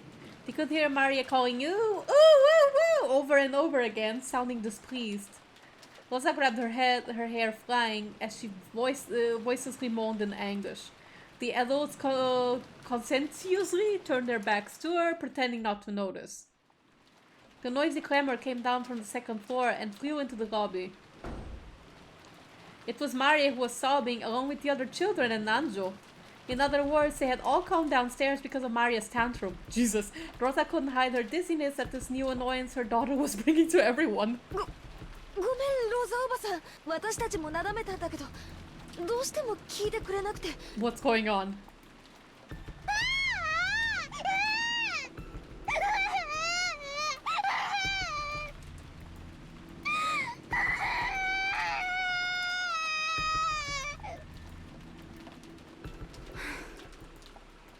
どうしたのマリア。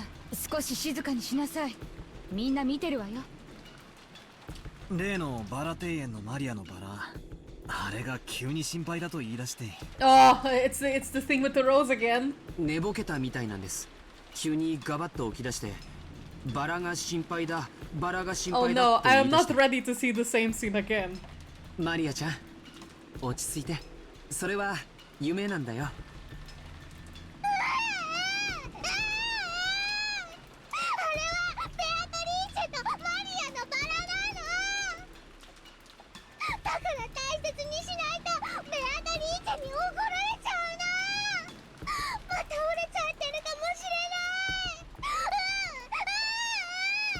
Oh, so did that scene with the rose fixing happen already? だから少し静かにしなさいって言ってるでしょ。 Uh-oh. The sudden rise in tone in Rosa's voice surprised the children. But Maria's crying just grew louder and her tantrum just grew fiercer. Oh, Jesus. ローザさん。 Uh-oh. Shit's about to get Not fun. 子供を頭ごなしに叱ってはいけませんぞ。 Though to be fair, she hasn't slept こういう時は forever. 温かい牛乳などを与えると良いものです。ここにあるかも。 I hope so. さっき朝食代わりに出した牛乳で空っぽです。 So we have to return to the mansion. 誰か子供用の鎮静剤とか持ってるか？ Sedative! ほら、あの銀の粒みたいなやつとか。Rudolph, please, that's a little bit excessive. 持ってるわよ。 Oh. ああ、今探して飲ませるから。 Oh, damn. Without hiding her displeasure, Rosa grabbed the handbag that had been set on the sofa and fished around for some medicine. It seemed she had brought some child-use sedatives for Maria's tantrums. Oh, wow. That's rough. She found it and opened the bottle, but it must have been empty. Irritated, Rosa shook the bottle several times, but that didn't change the fact that nothing was in there. As she did that, Maria's crying grew even more intense. Oh no.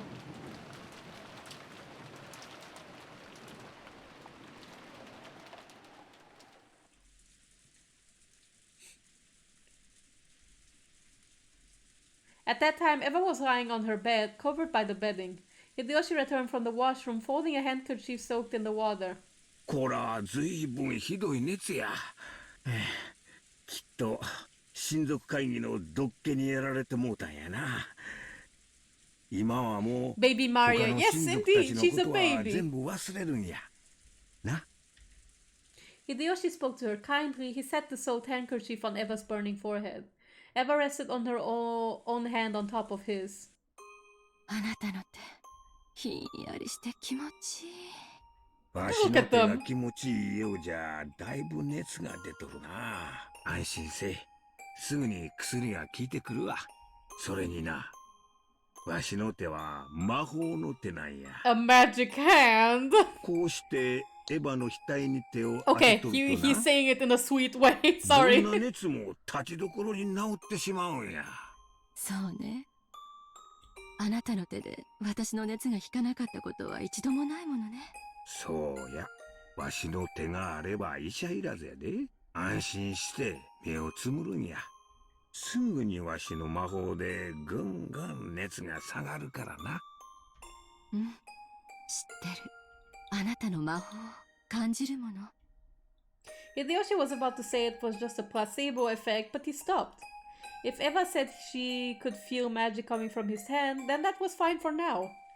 魔法って In any other situation, I call that bragging. Yes.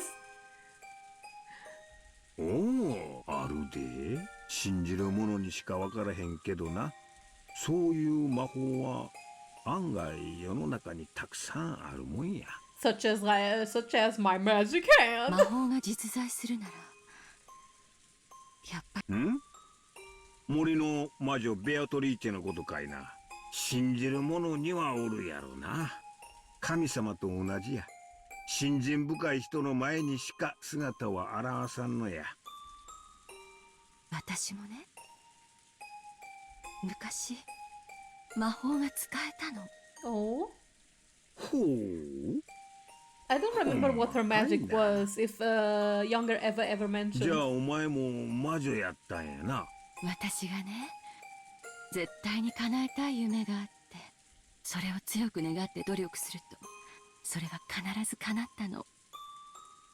私はその魔法でいつも成績は一番だったし、生徒会長にだってなったし、入りたい大学にも実力で入れたし、いつだってどんな願いだって叶えてきたわ。Basically, Eva's power was literally just believe in yourself and it will work out, I guess. そうやな。The power of anime. お前の魔法はいつだって大したもんや。お前は確かに魔女や。そして誰にも負けん努力家や。わしゃよー知っとるで。私ね、子供の頃からずっと心の中にもう一人の自分がいて、いつも私を励ましてくれたの。そしてその自分は魔女だったわ。森の魔女ベアトリーチェなんて信じなかった。もし六軒島に魔女がいるとしたら、それは私の心の中の魔女のことだってずっと信じてきた。その魔女の自分に私はすごい感謝してる。あなたに出会わせてくれてよかったなって。Oh. いつも感謝してる。病気の時のお前はいつも気弱すぎや。今は何も言わんで熱が下がるまでずーっとこうしてるからな。Hideyoshi is like, I see. He's like, oh, Eva, you always say this really cheesy and sweet stuff when you're sick. Here, just sleep. 絶対に手を離さないでね。なんだか私、自分が自分でなくなるような気がして、さっきから怖いの。私の中の魔女がベアトリーチェに触発されて、どんどん強くなるような気がして。Uh-oh. 私を飲み込んでしまいそうな気がするの。大丈夫や。わしが一緒にいる限り、なんも恐れることなんてあらへん。Cool Hideyoshi is gonna die next. I hope not. ちょいとヤバめな国に旅行に行った時、バスごと強盗にあったことあったやろ。わしが撃退したんやで。Damn. あなた、Respect. 金時計を渡して拝み倒しただけだったじゃない。かっこ悪いけど、かっこよかったわ。この手、絶対に離さないでね。眠っても絶対に離さないでね。そして何か不気味なものが忍び込んできても私を守ってね。おう、任せとかんかい。 Man, Hideyoshi is such a good husband. 今は安心して眠るんやで。すぐに薬とわしの魔法が効いてくるからな。Eva finally calmed her heart and closed her eyes.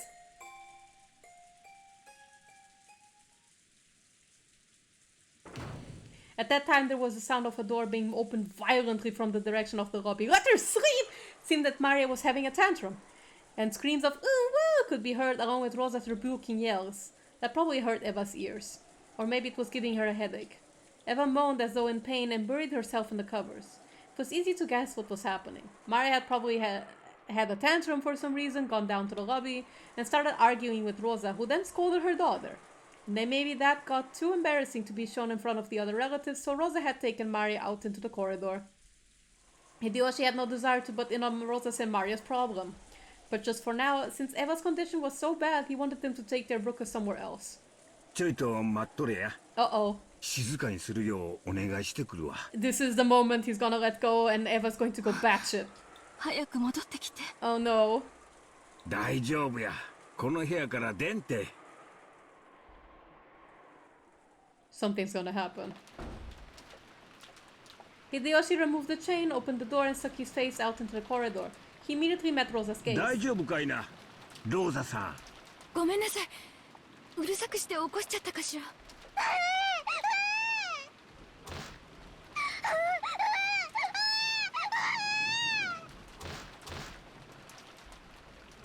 マリアちゃん、ごめんな。エヴァおばさんな、具合が悪くて寝とるんや。すまんが、ちょいと静かにしてもらえるか。Maria's tone didn't change after Hideyoshi's request. She kept crying, ooh, ooh, and repeating, my rose, my rose. Oh jeez. Rosa slapped Maria's cheek, lifted her up while covering her mouth. Oh my god! And dragged her towards the entrance, trying to at least put some distance between her and Hideyoshi's room. Oh jeez. She would still probably be noisy for a while, but he had warned Rosa for the time being. Relying on Rosa's action as a mother, Hideyoshi closed the door. Ouch. またマリアちゃんが泣いてるの？そうみたいやな。ローザさんも大変や。それを思えばうちのジョージは出来すぎや。親が感謝したいくらいやで。Oh wow. The way he says it. おお、すまんすまん。ほら、魔法の手やで。Behold, my magic hand! He put his hand on Eva's forehead again. Maybe there really was a magical power in that hand, the power of comfort and love, I would say.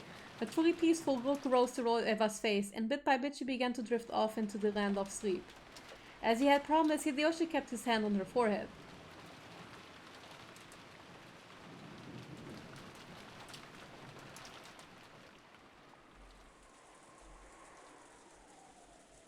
By the entrance, with her hand still against Maria's mouth, Rosa was at a loss at what to do next. She hadn't been able to withstand everyone's gaze in the lobby, and had yelled at the children to go upstairs, dashing out of the lobby. Then she had gone out in the corridor, only to have Hideyoshi say that she was too noisy. Where should I go now? Where should I take this child who's having a tantrum? She felt as though tears of frustration were about to come out. As Maria kept struggling in an attempt to scream, Rosa put her mouth up into Maria's ear and tried to persuade Maria in a properly calm voice. Maria はそんなにもバラが見たいのね。魔法少女Hideyoshi-san, yeah! Yes, I support that. Maria nodded her head several times, moaning ooh-woo. どうしてそんなにバラが見たいの？お母さんが聞いてあげるから静かに話して。叫んだら殴るわよ。はい。マリアのバラ、ベアトリーチェに蘇らせてもらったの。また折れちゃってるかも。マリアはそれが心配。確かめないと眠れない。Apparently, she was still upset about that marked rose from yesterday. Rosa felt her headache throbbing again, but she was at least a little relieved that Maria had now stopped her screaming. とにかく今はみんな大変なの。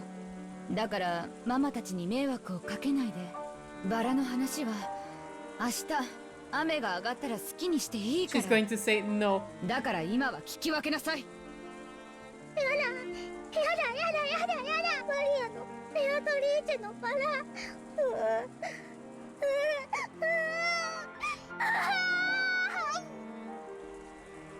Rosa reflexively covered Maria's mouth.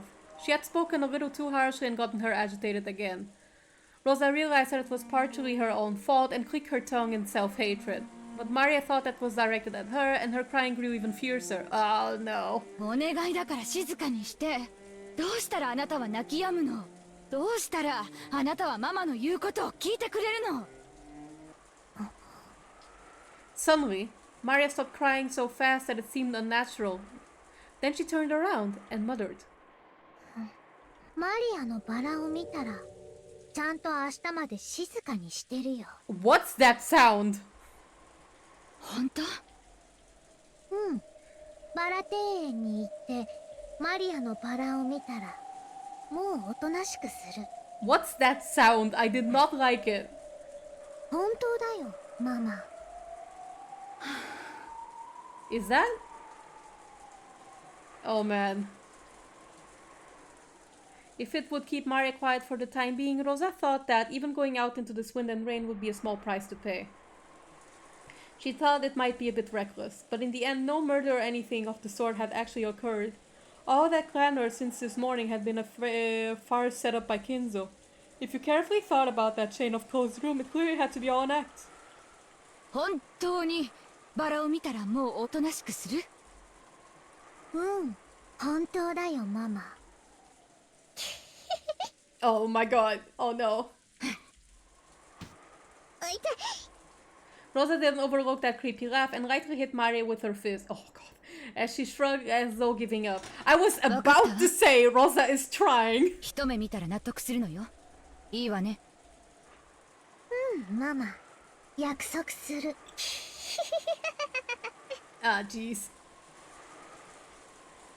I was literally about to say, okay, at least in this episode, Rosa is trying a little. And then, and then she like thonks Maria with her fist and I'm like, god damn it. Once again, Rosa tested the weight of her gun. It'll be okay. It's only an act. There was never a murderer on this island in the first place. Oh shit, is Rosa gonna die? Wait. Wait. On the second twilight, those who are close will be torn apart. It doesn't have to be romantic, right? Fuck. ローザおばさんとマリアが第二の晩の犠牲者なのか。Oh no! クソ誰か気づけよ。呼び止めろ。 This is bad. This is bad. 俺たちや俺たちは何をしてるんだ。ローザ親子の痛々しい関係に気を使ってわざわざ話題を変えておるぞ。そなたらも2階へ上がりテレビを見ながら話題を変えておる。クソったれ。誰か気づけよ。一番近くにいるのは誰だよ。頼むよ。玄関から2人が出ていくのを気づいてくれよ。Ravioli, ravioli, bird of the childori. Oh shit. 届かん届かん Not my baby! 二人のささやかな時間を邪魔してくれるな Hideyoshi kept talking kindly, his hand on Eva's forehead. He didn't notice at all that Rose and Mari were going outside through the front door. In that case, there was no way the other in the lobby, which was even further away, would notice. Much less those in the cousin's room on the second floor. そなたは何を慌てておるのか第一の晩にて犯人は事故死したとの大胆な指し手にてわらわを打ち破ったではないかならばもうこの島に犯人はおらぬことになるぞ何を心配する必要があるというのか Oh no うるせえよしらしらしいんだよ誰か引き止めろ二人が殺されるんだ誰か止めろ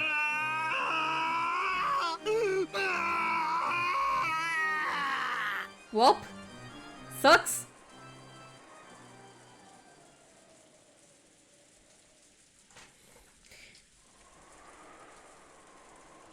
Okay, while I would like to keep reading, I am noticing the time is ticking pretty late, and I think it's better if I save this next scene for the next stream.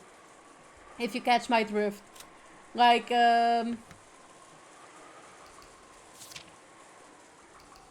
would feel bad rushing the next scene just so I can meet my bedtime. So like, I think I'm stopping right here so I can save the scene and savor it as much as I want for next week. Let's see, title back. I think this was a good spot to stop in, like, just in time. Because I was looking at the watch and I was like, oh no, if something big happens now, I'll have to squeeze it in and it will be rushed, and I don't want to rush it because I want to savor Umineko.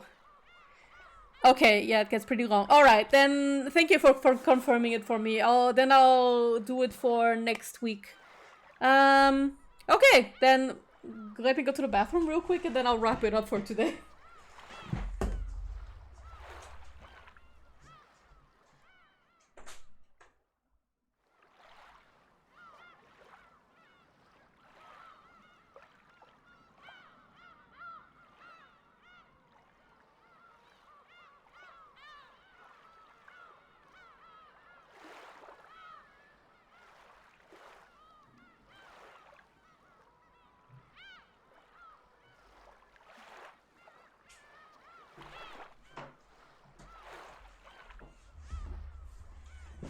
Okay, so I'm back and I'm ready to wrap up for today.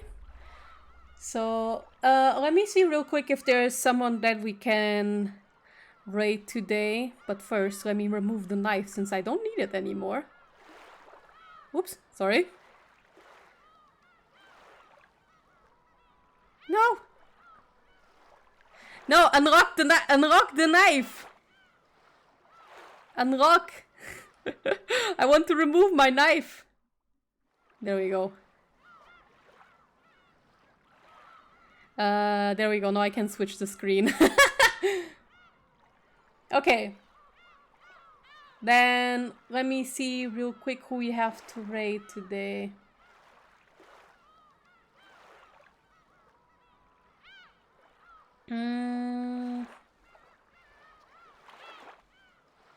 Let's raid. But raid who? I'm looking for someone.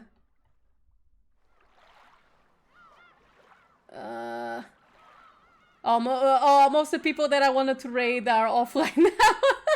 Welp. Then I guess today there isn't a raid. Okay, then I'll just close the stream for tonight. I need to follow more people so I can raid more people. Alright, then thank you everybody for coming tonight. I hope the Ronove salivating wasn't too intense. And I'll be seeing you next week. The schedule for the next half of the month will be up on Twitter. And I'll very likely be doing Umineko next week again. And if I'm that desperate to see more of chapter 3, maybe it's going to be even on Tuesday, but you'll see. Alright, good night everybody.